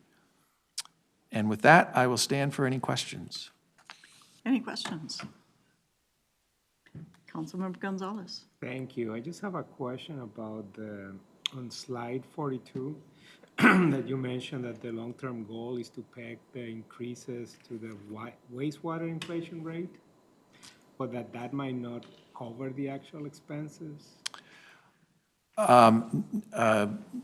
Smith. Madam Chair, members of the committee, council, actually, it would. We don't intend to charge that because we believe that'll, if we ran that for right now, it would be in the 8 to 10% range. And we don't feel comfortable increasing our rates 8 to 10% at this time. So we will probably charge less than that, and we will need to get creative to figure out how we still meet the needs of the region, but continue to deliver affordable rates for our customers. Thank you for clarifying that. Other questions?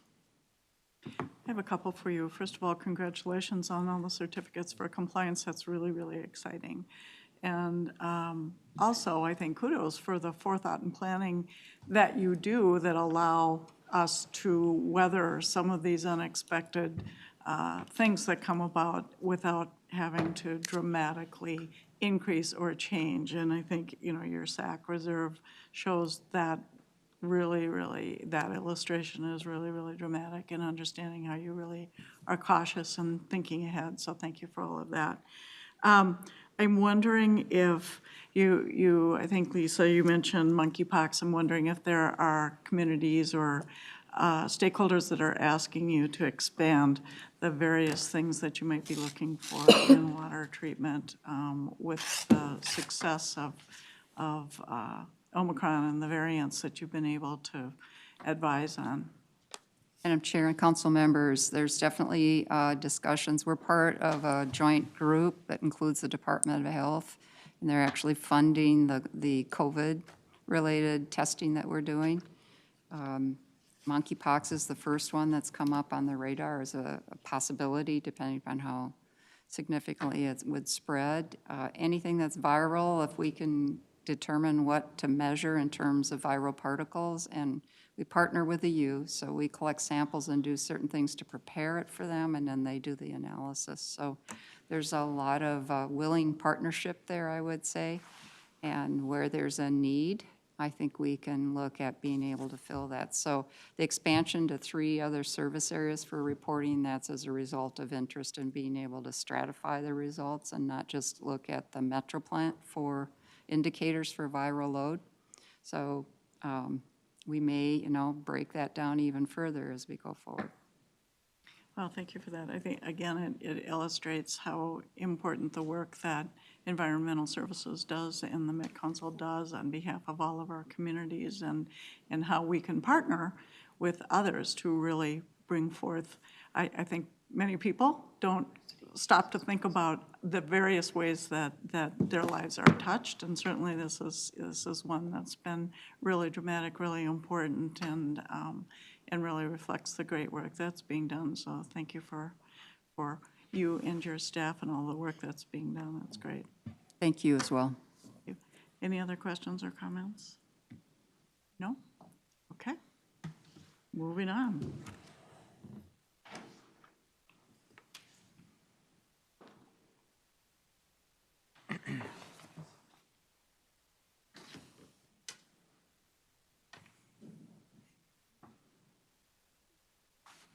afternoon. I see they're leaving me alone up here. Where are my friends? A solo.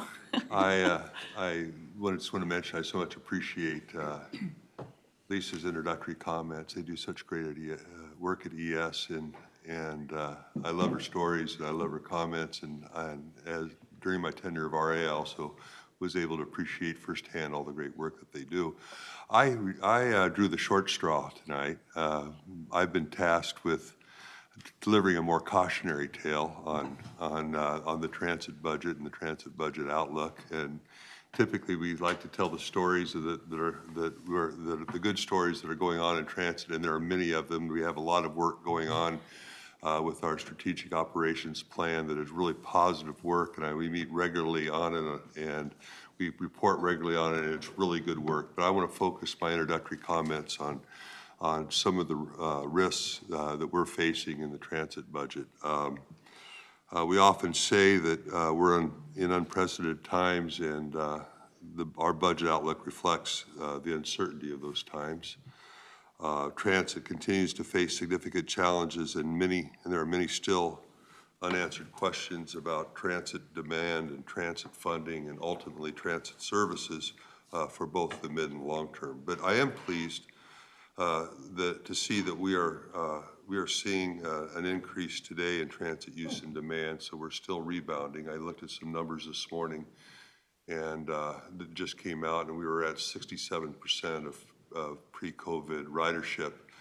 Keep in mind that at one time we dropped to almost 20% of pre-COVID ridership in our services, and so we're seeing a steady increase, and that is part of the good news that we have today. And then our preliminary 2023 transportation budget really does focus investment on the base cost of delivering services and improving services to our customer, and we're able to balance that budget through the use of one-time federal funds and reserves. But as you know, we still face a long-term structural deficit in our transit outlook.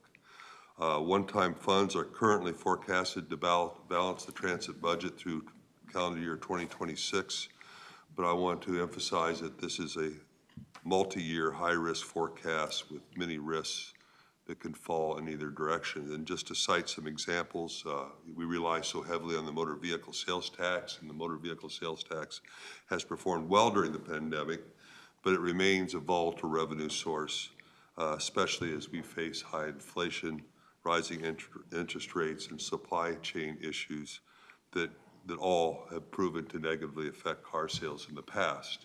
So we're watching the motor vehicle sales tax revenue source really, really closely. Ridership growth expectations are still uncertain due to the changes to the work schedules and travel behavior that will influence travel demand and fare revenues. And we have spoken here many times about our workforce risk issues, our workforce requirements, and the difficulty we have in meeting those requirements. And we've been unable to hire the workforce necessary to offer the services we want to provide. In fact, we've been reducing services in our quarterly pick. We've been wanting to go the opposite direction. We had to go the other way. We are down 300 operators from where we're budgeted at 95% service levels to bring us to 75% service levels, only because we don't have the workforce to do more than that. 95% may not be the right level today, but we want to be much better than 75% service levels, and I think that's part of the work in the future. I think this is the greatest risk to transit, the issue of workforce availability and workforce development. I really think it's the greatest risk to the Metropolitan Council, quite honestly. I think workforce issues are so in question right now, and the ability for us to get not just drivers, but mechanics and other workers in our areas of operation, not being able to do that prevents us from doing everything we want to do, and prevents us from doing it with the quality that we want to do it. And it's truly a huge risk to our transit future, and it's a huge risk in that way to the Metropolitan Council, but also as it applies to other work units in the Metropolitan Council. We're facing higher fuel costs and increased costs of parts and equipment. I'll mention that even in today's budget, even though we hedge, today's budget will show, I believe, and I'll have Ed correct me if I'm wrong, that we're experiencing in Metro Transit a 40% increase in fuel costs just because of the difference of what we hedged this 2 years ago for this year and what we hedged the prior year. And the fuel costs of today we'll be experiencing 2 years out. And so we're not just going to get through it, it's going to continue with us for some time. And so that, and then as I think Lisa and Ned pointed to, we're also experiencing higher prices for parts and equipment and all those things due to inflation and supply chain issues. So these are the examples of some of the long-term risks we face. But again, one-time funding sources of federal revenue and reserves stabilize our near-term budget. One thing we do believe we know is that the future travel behavior and transit demand will be different from what we anticipated pre-COVID in 2019. So we're now beginning the work to map a longer-term view of transit in our region, and one that considers how expected changes in transit demand patterns and our risk outlook should inform what services we both want to deliver and consider what services we can deliver in the coming years. So I feel like it's important that I mention these things to you. It's what we're facing in transit. It's the long-term risk in transit. And I'm now going to turn it over to Ed and Heather to give you perhaps better information. Thank you. Thank you. Thank you for your candor and transparency. I know those are not the happiest notes to deliver, but really appreciate that you're honest about where we are and what we're facing. I think it really helps us in understanding the challenges. Thank you, Madam Chair.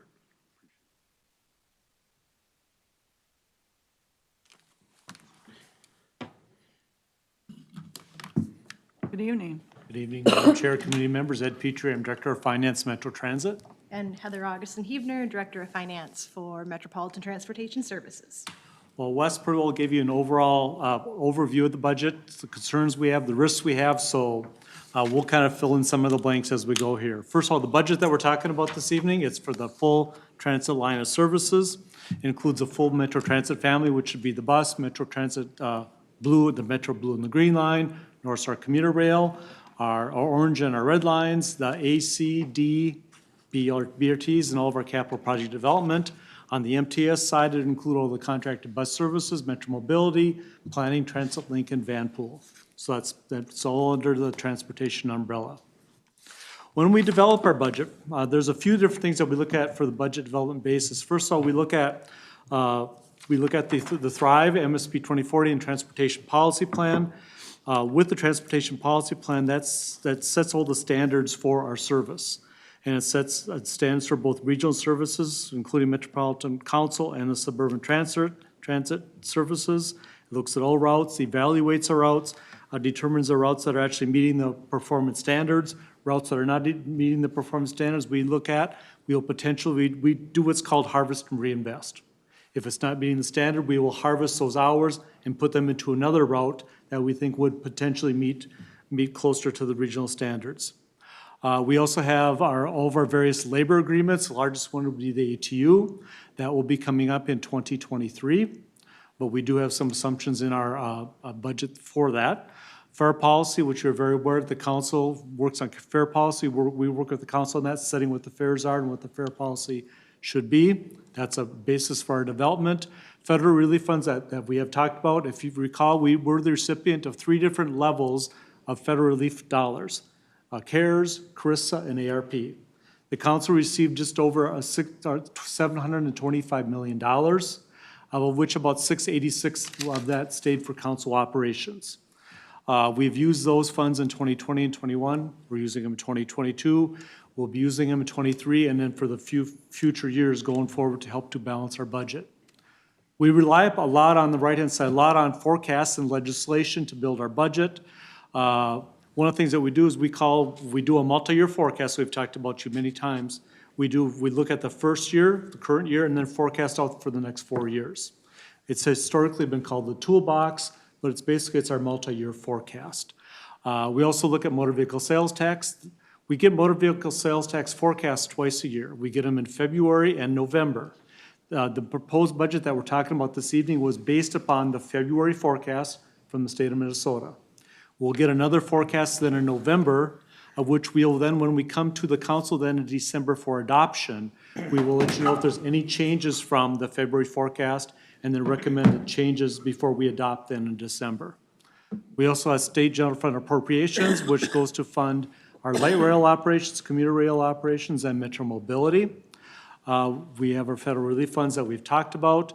One of the big things with the state appropriations, if you recall, metro mobility will become a forecasted program starting in state fiscal year 2026. It doesn't impact the 2023 budget, but it's something out there that's coming. We're very happy about that. So that will take care of metro mobility operations. And we've also gone through a transit equity review with all of our budget managers on our budgets. Some of the framework items on our budgets is, first of all, we roll up our budgets from the bottom up. We go to all the respective departments, revenues and expenses, and bubble it up to the main categories. We've anticipated all the revenue growth, whether it's motor vehicle sales tax, state appropriations, fares. We also look at our levels of service, base service, and any anticipated growth. As Wes had mentioned, for example, like on our bus system, we're looking at a 95% of pre-COVID levels base service for 2023, provided we can find the operators, but it's 95% plus the D line. If you recall, the D line will be opening in December of 2022. So once you add the D line onto it, we're at about 98% of pre-COVID levels for service for the bus system next year. We have our continued COVID impact in operations next year. That's both with the revenue loss. We're covering all the revenue loss with federal funds. But then we also will have our continued cleaning of the vehicles, stations, platforms, those types of items. That cost is an eligible use of federal dollars, and we're using the federal funds that we received to cover the additional COVID cleaning. And then we have the increasing investment that we're looking at investments for the customer experience, security, facility upkeep, and additional technology. As with any budget, one of the things that we look at very closely, though, with the transportation budget is volatility. Wes talked about some of the volatility issues that we do have. First one is motor vehicle sales tax. When the council went on to motor vehicle sales tax, that was back in 2008, I believe it was. And so one of the things at that point in time, we budgeted that 95% of the motor vehicle sales tax forecast. Anything achieved or received in addition to that would then go to next year's operations. We do fuel price hedging, as Wes mentioned. We fuel price hedge. We're the largest consumer of diesel fuel in the state of Minnesota, about 7 million gallons of diesel fuel on an annualized basis. We hedge out for the next 24 months. We do it for budget certainty, not to make fun money, but it's for budget certainty. The challenge that we're going to have, though, is the fuel prices that you're seeing today. As our contracts are coming due, they're renewing at those higher rates. So we're going to start seeing 2 years from now, those higher rates start impacting our budgets. And then we have, the other thing we do watch very closely is our operating fund targets, which for the transit family is generally 8.3% of your operating expenses. Our revenue assumptions, we've talked about the state general fund and motor vehicle sales taxes per legislation and state forecasts. One of the big things that we're recommending that we're working on right now is resetting the county's contribution for the net subsidy for the light rail and commuter rail lines. We're currently in a 5-year master operating funding agreement with the counties, which is at a base level plus 3.15%. Those levels are set back in 2018 based upon what the budgeted levels were and have grown just 3.15% a year. One of the challenges we've had over the last couple of years is that expenses have increased, whether it's on parts, utilities, those types of items, exceeding the 3.15%. So one of the things that we're going to be working on with the counties is asking for a reset of the county's contribution back to a subsidy of 50-50. We've talked about programming of federal funds. Passenger ridership recovery, we're forecasting bus next year at a 65% recovery. As Wes mentioned, our numbers today, we are at those levels. Our light rail, we're forecasting 75%. We're at about 33, 34 right now. So we're down about, we're forecasting down 25%. We're back right now about 67, 68%. So we're nearing it. We're watching it very closely. Metro Mobility is at 100%. North Star is going to be our challenge. Right now, North Star is still holding at about 10% down. And so right now, we're forecasting that they would have about a 30% recovery next year. That will be one of them that we're going to watch really closely for the rest of this year. And to be very honest with you, we will be watching all of the ridership recoveries before the end of the year. And if one of the things that we would have to change besides motor vehicle sales tax before we adopt may be our ridership assumptions, we'll watch them through the rest of the summer and through the fall. We would then come back to you and let you know this is how ridership is trending. We may have to adjust. Any adjustments that we would make in ridership, though, would then be offset with federal funds.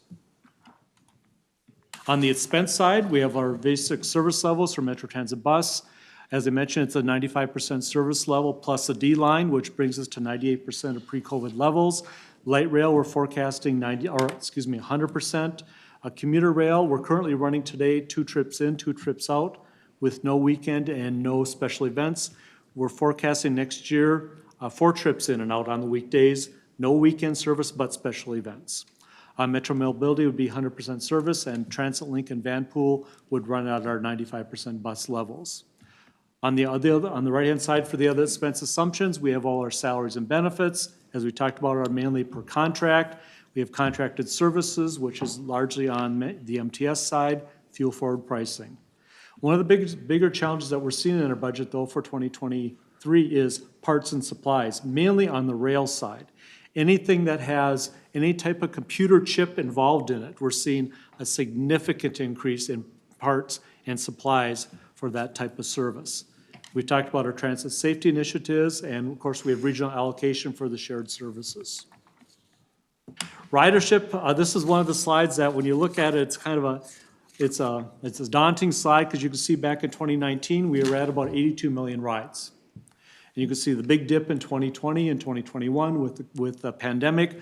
The nice thing, or the positive thing that you're seeing, that the swing back now in 2023, we're forecasting that we'll be at about 70% of pre-COVID levels, or about 53 million rides. So once again, that's one of the things that we will watch through the rest of this year and may adjust before year end, but right now we're forecasting that we would be back at about 70% of pre-pandemic levels. The strategic operations plan, this is a plan that Wes had mentioned in his talking points. This is where we set our goals and our core elements that we are operating on right now and working to carry out the direction of the council. And these also closely align with both 2040, with Thrive 2040 and the transportation policy plan. I'll go through some quick highlights and then talk about some variances between the budget. The bus operations highlights for Metro Transit includes the opening of the D line in 2022, December. We're doing the bus service levels, like I mentioned, 95% plus D line, which equals about 98%. We've been very busy building the new Minneapolis bus garage, which is called the North Loop Bus Garage. That will open in spring of 2023. We're continuing to work on our zero emission bus plan, and we have staff and additional costs in there for that. Continued hiring, focus on operators, mechanics, both on rail and the bus side. I just can't say that enough. That's one of the things, like Wes said, we're down 300 operators. Our plan right now is that we would be fully staffed for next year. So that is one of the things I've been talking to Wes about that. That may be an adjustment also we may have to look at before we adopt for next year. But we're continuing our focus on operator hiring. COVID, we've talked about that. Continuous evaluation of the budget. This year and last year, this year is just one of those, but we're coming out of the pandemic. It's challenging for us because there are so many different levers, so many different unknowns that we don't know. Every day is a new challenge, but every day things become a little more clear. So continuous evaluation is all I can say. We have a number of FTE additions. I believe it's around just over 130 FTE additions to support the new ventures like the D line, Minneapolis Bus Garage, and the Orange Line. And we also have county funding for the Orange Line. On the bus system, we have a proposed budget of about $425 million. It is up about 10% from the prior year. So we've done some additional analysis to say, okay, what was the main drivers that was pushing the main increase up and above normal inflation? The largest increases are, first of all, we have the service annualization for the D line, bringing that on. That's additional cost for next year. We also then have the North Loop Bus Garage, annualization for the Orange Line, which would include all the different costs, parts, supplies, fuel parts, all the mechanics and operators. We also have, Wes had mentioned, our fuel's going up about 44%, even though we're on fuel forward pricing. We're seeing a 44% increase in fuel for next year. It's going up from $1.77 a gallon up to fuel forward priced at $2.44, which in today's market is a steal, but our budget is going up to $2.44 for next year. And then we have all the additional costs, as I mentioned, for all the utilities and an increase in supplies. But for those unusual items, the bus system would be at about a 2.8% growth year to year. Rail highlights, this is on light rail. We're budgeting 10-minute frequency from our current 15-minute frequency. As you recall, we're dropping to 15-minute frequency in August due to the shortfall of operators again. We're anticipating moving that back up to 10 minutes with next year. As I mentioned, we have a significant increase in parts and supplies, mainly any type of parts that are computerized, significant increase, and also a longer lead time on those parts for the light rail vehicles. We have also increased costs for our structure maintenance, which is maintaining our our stations in a state of good repair. We're also planning to hire 8 additional station and vehicle maintenance staff to clean our stations, clean our vehicles. And we have planning continued funding for the blue and the green lines. Moving on to the commuter rail family, like I mentioned, it is planned service levels next year of 4 daily trips, 4 in and 4 out each weekday, no weekend service but special events. We also will be watching the ridership very closely on North Star. They have some of the same challenges that the light rail system has, increased parts and supplies and utilities, and increased costs for station maintenance. And once again, we're assuming county funding for the North Star commuter rail line. As far as for growth, both our Metro Blue and Metro Green lines are seeing about an 8 to 10% growth, just like our bus system is seeing. Most of the cost increases, though, are due to the parts and supplies and the additional 8 mechanics, and then the structure maintenance. On the commuter rail side, they are seeing about a 4.7% increase. That is mainly with parts and supplies.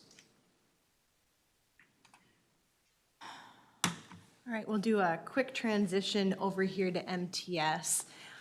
Just a quick reminder that the contracted services include Metro Mobility ADA, Transit Link Dial-A-Ride, the contracted bus. We currently operate about 12% of the bus routes of the council, and the Metropolitan Van Pool. We're facing many of the same issues as Metro Transit, so I'll just maybe highlight the differences to save a little time, because I think we're running a bit over.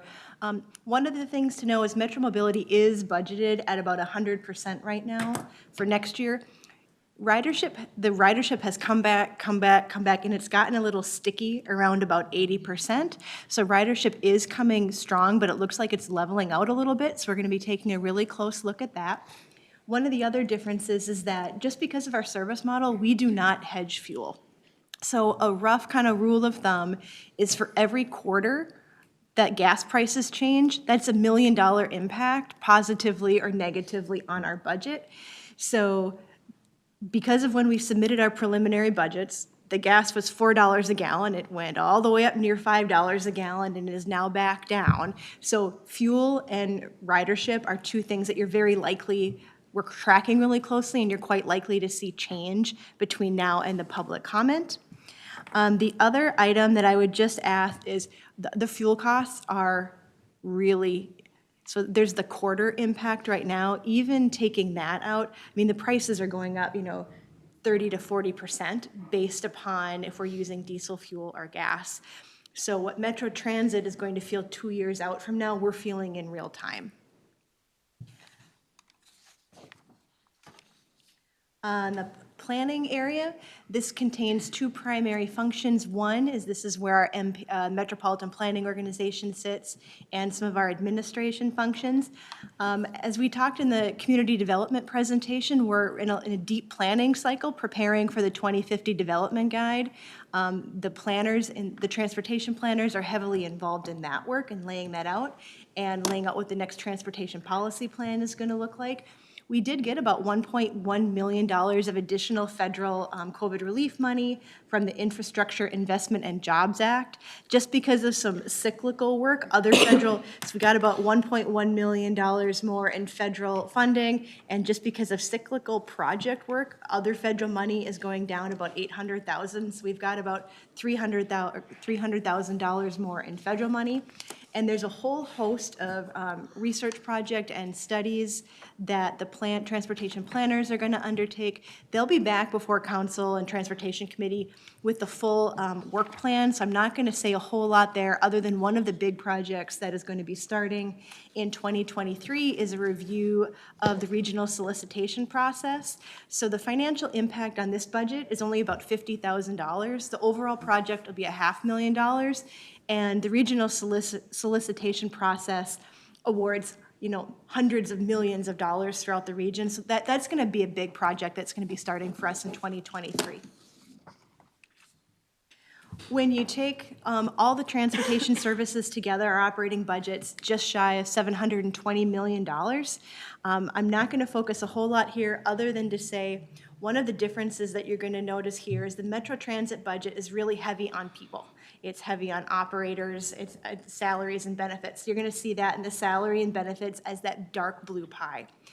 The MTS service model is contracted services, so you're going to see that as the biggest green piece. That is paying our contractors for their operators. So what you're really seeing for the biggest part of the budget is the operators of our contractors, the operators of Metro Transit, and then the orange slice is fuel. So when you take those together, north of 80% of the transportation budget, it's people. It's our operators, it's the thing, and the fuel, it's the things that we need to make our systems go. The rest of the budget is really made up by some of the enterprise services that regional administration provides, and then just other miscellaneous services that some smaller contracts and contracting and a mix of other pieces there. We really get most of our money, I'm sorry, wrong slide. So Metropolitan Bus takes up the biggest slice of the money at about $426 million, followed by Metro Mobility and Light Rail, which are both about $103 million each. We get most of our money from the state, about $460 million. We've talked about the federal money, so right now there's about $78 million in the budget. About $48 million of that is federal COVID relief. Between that and our planned use of reserves is really helping the system get through kind of this really difficult time that we're in. Wes already talked about that. The remainder of funding comes from passenger fares, our local funding partners, predominantly the counties, and those are the biggest pieces. Sorry, I'm having a hard time reading that and my printout. I should have printed a little bigger, and maybe I need glasses. The other piece that I'll mention real quick is on the MTS side, we've got a pass-through program.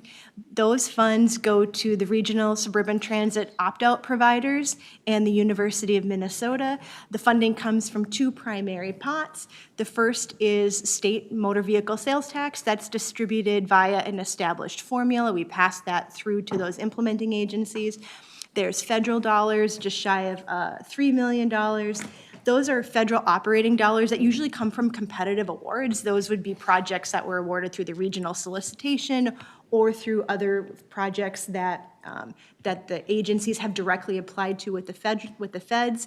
You will not see any federal COVID relief in the pass-through budget in '23, but that is only because all three pots have already been awarded out to the suburban opt-out providers and the University of Minnesota, and we anticipate they're going to spend all of their money in 2022.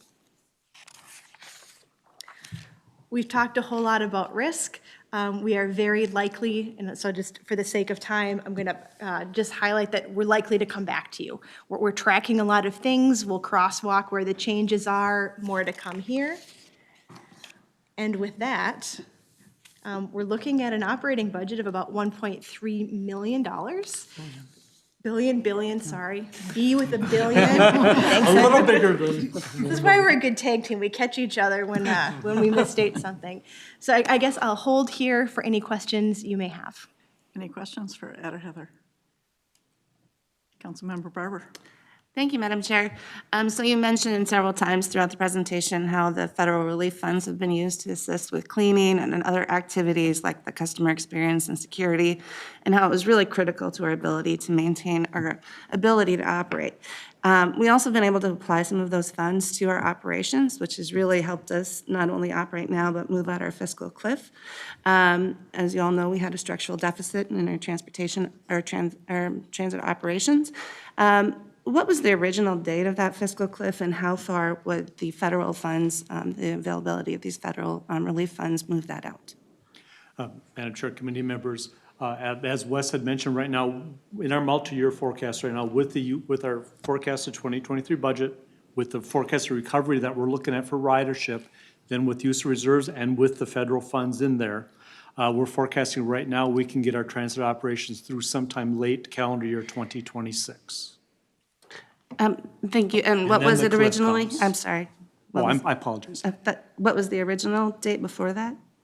Madam Chair, committee members, that date has been getting pushed back. Let me go back in time.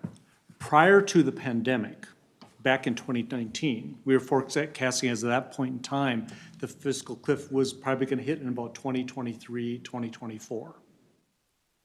Then now it's been, but since the pandemic has hit, we've been the recipient of $725 million worth of federal funds. So that has helped, along with performance of motor vehicle sales tax, has been able to push that back a little bit for us. Okay, thank you. The additional, oh, sorry. Yeah, Madam Chair, Councilmember Barber, I just want to also mention that given what happened in COVID and the drop in ridership, I haven't looked at the numbers, but I can't imagine that I'm intuitively wrong that we'd be in a fiscal cliff right now. We'd be having an entirely different story if it wasn't for the federal dollars, we so appreciate the passage of that money, because right now we'd be talking to you about slashing services immediately. Thank you, and that's what I want to highlight, is the significance it was for us and also for our suburban transit operators, which I've been very happy we've been able to distribute those through our regular formula funding to those providers, because they would also be in a very tough place right now without it. Madam Chair, if I could add one more comment, I think probably, Councilmember, maybe one of the questions you're somewhat asking here. When the pandemic originally hit, and before we had received the federal funds, we were frantically working and forecasting, because like Wes had mentioned, we had seen an 80 to 85% drop in ridership. At that point in time, this is in March of 2020, we started forecasting out based upon that ridership loss. At that point in time, pre-federal dollars, we had enough dollars in our reserves to take us through at that time about June of 2021. So that was a scary time. Yes, it's still Very scary time. Madam Chair, if I may. And just, thank you. I just want to highlight how important the federal relief was for agencies like ours. I mean, it was really, it's important that we continue to provide our transit ridership. I mean, yes, our ridership is still down, but I did pull the numbers that we had for January through April, and it was 12.5 million rides that we provided. It's not insignificant. It is down, but it is important. So, thank you. Thank you. Councilmember Johnson. Thank you, Madam Chair. Thank you, Councilmember Barber. I second everything she said, because I've had a lot of time to learn from her and understand, how, and Mary too. So, I mean, we're out of the woods for a little bit here, but really we're not, because we have to think beyond this budget. So thank you for all your hard work on this, and I appreciate that. I have a couple of questions, just briefly.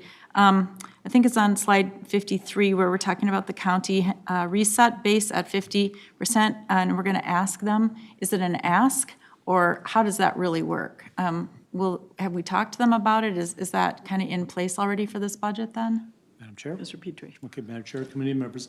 Yes, per the current agreement we have with the counties, it's called a Master Operating Funding Agreement. It's a 5-year agreement. It went from January of 2018 through December of 2022. That agreement just automatically will renew for another period of time at a base plus 3.15. But within that agreement, there's a clause called a reopening condition.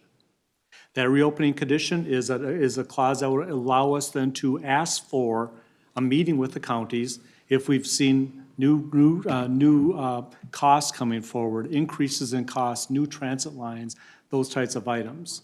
So we've been working with the regional administrator, and we actually sent a letter to the counties the end of July, asking them to meet with us, because per the agreement, you asked for a reopening. Per the agreement, the parties agreed to meet in good faith to discuss a resolution. So we have sent the letter to the counties. In fact, I sent notices to the counties yesterday asking for a number, I believe 6 meetings over the next 2 months, so we can start sitting down to talk.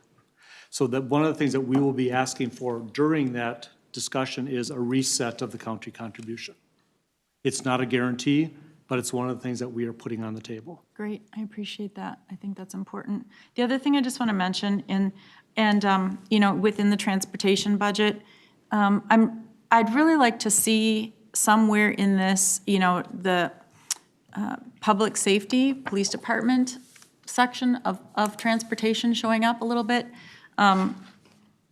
When we talk about the risks on slide 65, we know that operator hiring is critical, but we also know the same thing exists in police. Yep. And I think that because public safety is a core principle, and we've had a task force and all of that, it's not showing up, at least publicly, in this presentation. I think that is absolutely critical to how we now position the 2023 budget. So before it comes back in December, I, for one, would like to see that woven in. When you look at our core goals and core elements on 56, let me get there real quickly. Again, I'd like to see something in here that talks about safety and bring some of those elements into the task force work that was done. I know money is being put into that, and I think that it's really important to just demonstrate that. And I'd really like to see within this budget, and I know that salaries and benefits and the folks are all paid for in the lump, but I'm used to seeing when public safety is a priority, and it's a department within a department, certainly here. But I'd like to understand, what asks are coming through the budget process for new equipment, important training programs that are coming up, vehicles. I'd like to see how the budget's handling for that side of it, recruitment and retention of our officers as well. I know we're really working hard in our police department to make sure that morale is where it needs to be so that they know that they're heard. But I think safety should be at least showing up in this budget in a pretty significant way, even if it's simply called out in some of our risks that we're facing, the goals and the core elements.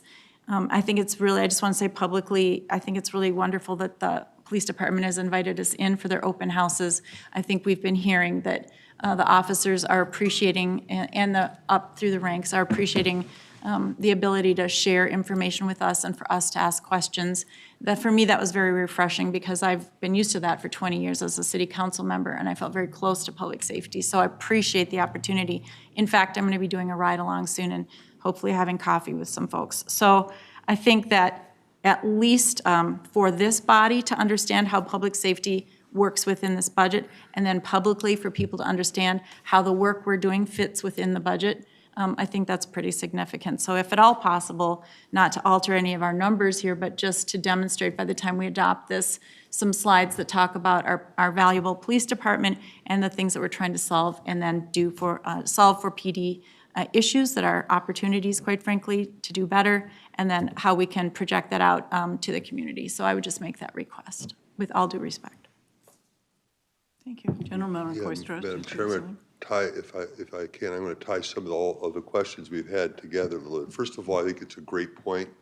We emphasize safety, and we can separate that in our budget. I will say we have made significant investments in our police department, and I've received appreciation from the department heads themselves about how much they've been supported through the investments of this council and through the support of our division in those investments, and they're needed because of the situation that we're in. So I think separating out will show that better, and I'd be glad to do that. I also kind of wanted to tie the issue of the county rebasing and the issue of the federal funds and those things together. That right now we're paying for our growth in our police department and our attempted growth in our police department, I should say, and our growth in our CSOs, that were part of the initiative of bringing more presence with federal funds. That a lot of that expense is incurred on light rail, because we have a big focus on light rail in that regard. And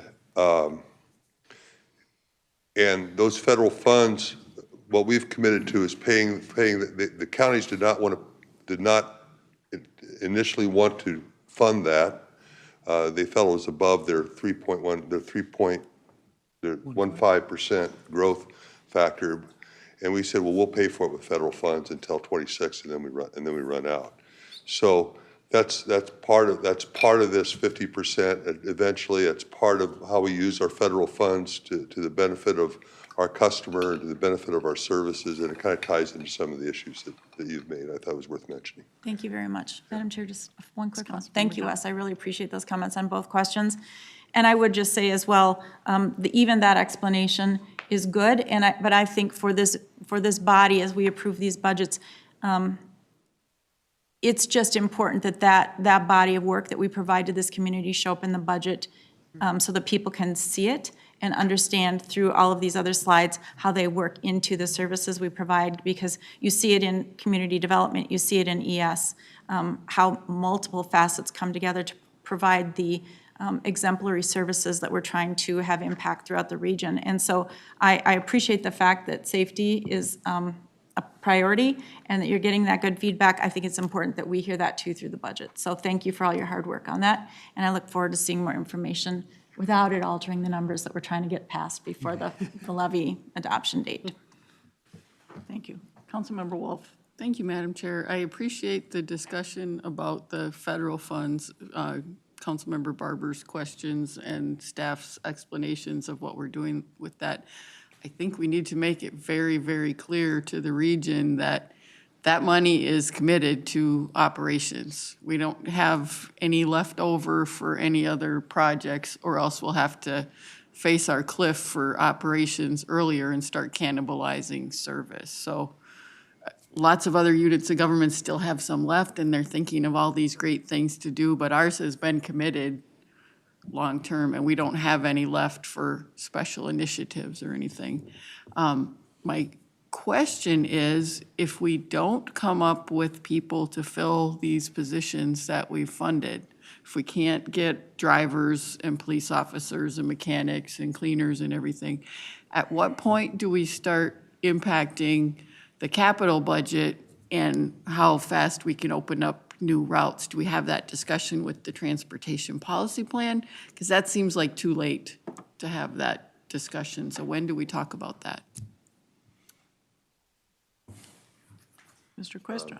Madam Chair and Councilmember Wolf, that was somewhat what I was referring to at the end of my opening remarks when I said that it's time that we take a look at both the long-term outlook on ridership and transit demand, and look at that and our current commitments to services and service development, and bring that together and say, what are we looking at right now in terms of the long-term outlook? Because as I said in my opening remarks, it's different today than it was in 2019.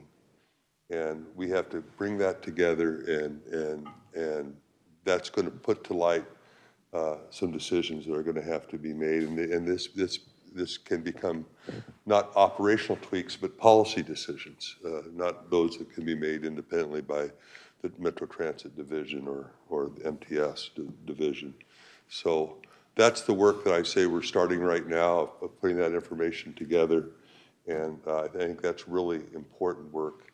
And I think we can do it better now than we could before, because we're starting to see patterns of ridership and travel behavior and times of day and those sorts of things.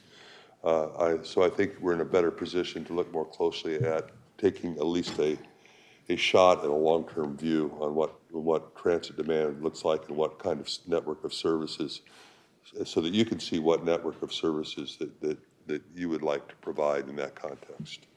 Or that can provide, I mean. Yes, it's both what we would like to can. do and what we can do may be very different things. Thank you for that. Other questions or comments? Councilmember Barber. Madam Chair, just to kind of respond as well to Councilmember Wolf's question. You're asking the right questions, and these are definitely, I think, actually, the question Wes keeps asking is what we want to do and what can we do? And I think that's really the right topic, and we are bringing up some of those discussions already with our transit policy work group that'll eventually feed into both probably Transportation Committee and committees of the whole and things for some of these discussions of what is the balance of what we can build and what can we staff and what can we support and all of that. But that is the right conversation to be having, and it will be ahead of when we're doing the transportation policy plan. Councilmember Sterner. Hi, thank you, Chair. Just had a couple questions. One's big picture, one's a little bit smaller one. But the one on the budget is like we've looked at through COVID, we haven't used some of the buses as much, so mileage has been down and some of them parked, and our light rail is going down to 2 cars instead of 3 cars, and we've got some money over fixing the corrosion on the cars, et cetera. I'm just wondering what the model would be is if we either like don't purchase new buses and new capital and keep our diesel ones slower, like you keep them longer since they have less mileage on, one scenario, versus another scenario being like we work on the sustainability model, fast track electric buses and go away from the diesel and save our fuel costs. Is there a way to look if there's where we are with our current budget versus these 2 possible sweet spots or savings of either one of those scenarios? Okay, Mr. Petrie. Chair, committee members, I'll address your first question first. As far as for the diesel buses, hybrid diesel buses that we have, we've been working very closely with our bus maintenance and with our service development department. One of the things that we've had noticed is the fact is that, like Wes had mentioned, we're down about 250, 300 operators right now. Our weekday peak service is normally around 800 buses. We're down to about 600 right now. So as a result, we don't need as many buses. So one of the things that we've actually been doing is actually utilizing our buses, trying to efficiently utilize our buses, but that's also been impacting our capital side. We've slowed down the last couple of years now since the pandemic, slowed down our bus purchases because we don't need to purchase as many buses as what we had originally historically planned. So even though the bus is continuing to age, it's not aging with miles. So we're able to then take our buses past the 12-year mark and continue to use them with our service. And your second question? Second question would be like if to avoid the fuel costs that are going up and look like it's going to go up, if we either got more electric buses, like a lower cost, operating cost by having electric. I know we've had issues with electrical charging and all that, but assuming electrical charging is working well and we fast track the lower operating costs and buy more capital, what would that model look like? Okay. Chair, committee members, that'll be one of the things, I don't want to punt this down the road, but we're currently working on right now our 6-year CIP for 2023 through 2028. And we're doing a lot of work with bus maintenance on looking at continuing diesels, the electrification program, and when we should bring those buses in. So you will hear in about another 6 weeks when we come back with the capital budget, more detail on the electric buses. All right, great. And then, Chair, I just have one more question. Now, this is a little bit one. So we've had some of like legislative type thing about like doing enforcement of fares and then maybe collecting fares and that. If we were like collecting like at our optimal peak of fares, would that number go up quite a bit more than that 40% of our budget if we were more, engaged with collecting fares and enforcements and things like that? Madam Chair? Petrie. Yeah, Madam Chair, committee members, I look at it, it's kind of a combination of 2 things. It's ridership levels, but it's also fare compliance. Back in the pre-COVID days, we were at fare compliance of 30+%. Right now, as you saw, as Heather had gone through, we're at about 14% today. We have seen a challenge, though, as you are very well aware, we've been talking about, we've seen a challenge over the last year and a half of fare compliance on our systems. So that is one of the things that we are actually working with the general manager, working with our police department to try to come up with some strategies on fare compliance to mitigate that. And if Wes wants to add more to it. Yeah, Madam Chair and Councilmember Sterner, we have seen a drop in fare compliance. I think it has to do with habits that occurred over the pandemic, over COVID, when we weren't doing fare compliance checks nearly as much. because we didn't want the close contact with police that were needed for other things. And I also want to remind folks that our administrative citations bill is part of our answer to doing that, because we want to keep police doing police work. But still, we need to have a fair compliance program in place. And our plan was to do that through the addition of CSOs and through the addition of perhaps other kinds of personnel that would both provide a presence on transit and would help us to, our fiscal note was developed based upon a certain percent of fare checks, like 5% growing to 10% over time. So one of the problems we have is that fare compliance currently can only be done through police officers, because it's a misdemeanor offense, which is ridiculous on a number of levels. And I felt like last session, according to Judd, we were really close to getting that passed, but it got caught up in everything else that didn't get passed. So I think we feel fairly close to this. We feel like we have some bipartisan support on it. Right, thank you. Councilmember Wolf. Madam Chair, I just wanted to clarify something Mr. Petrie said. He said fare compliance was at 30% and went to 14. That's fare box recovery was Thank at you, Chair. 30% Yeah, and went thank down you to very much. Yeah, 14. Because I don't want to 30%. read in the paper tomorrow that Yes, we only yes. have 14% of people paying their Thank you fares. very That much. would be, yeah. Yeah, Chair, committee members, yeah, pre-COVID fare box recovery on our bus system was around 30%, on the light rail system it was around 38%. Now combined, we're down to 14, fare box recovery. Fare box, or compliance is a totally different number Absolutely, yeah. from that. Thank you for the clarification. Good catch, thanks for that. Any other questions or comments?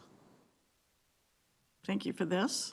And I think that concludes the presentation for everybody.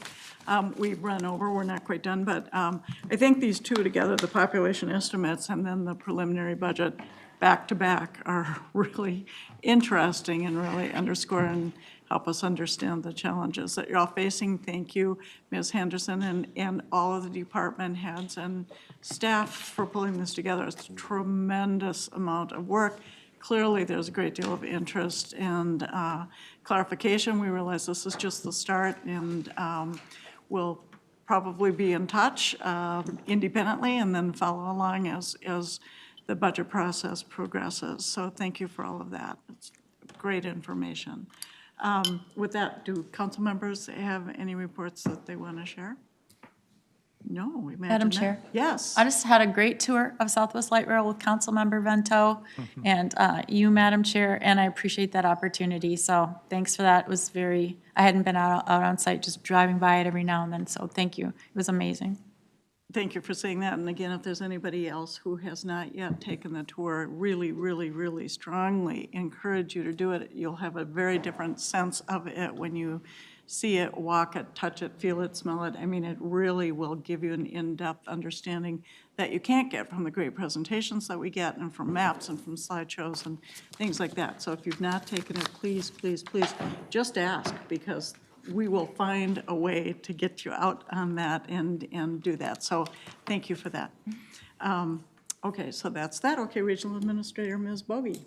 Just echoing your compliments to our finance teams across the divisions. Just great work, and you know, it really does take a lot to pull this budget together, especially when we're dealing with as much uncertainty as we are in pulling our assumptions together. So just fantastic work, and thank you all. Ms. Budhart. Thank you, Madam Chair. I will pass. Okay. If there's nothing else to share, thank you for hanging in there, and we're adjourned. Thank you. Stand up. Exactly. So we got the roll call.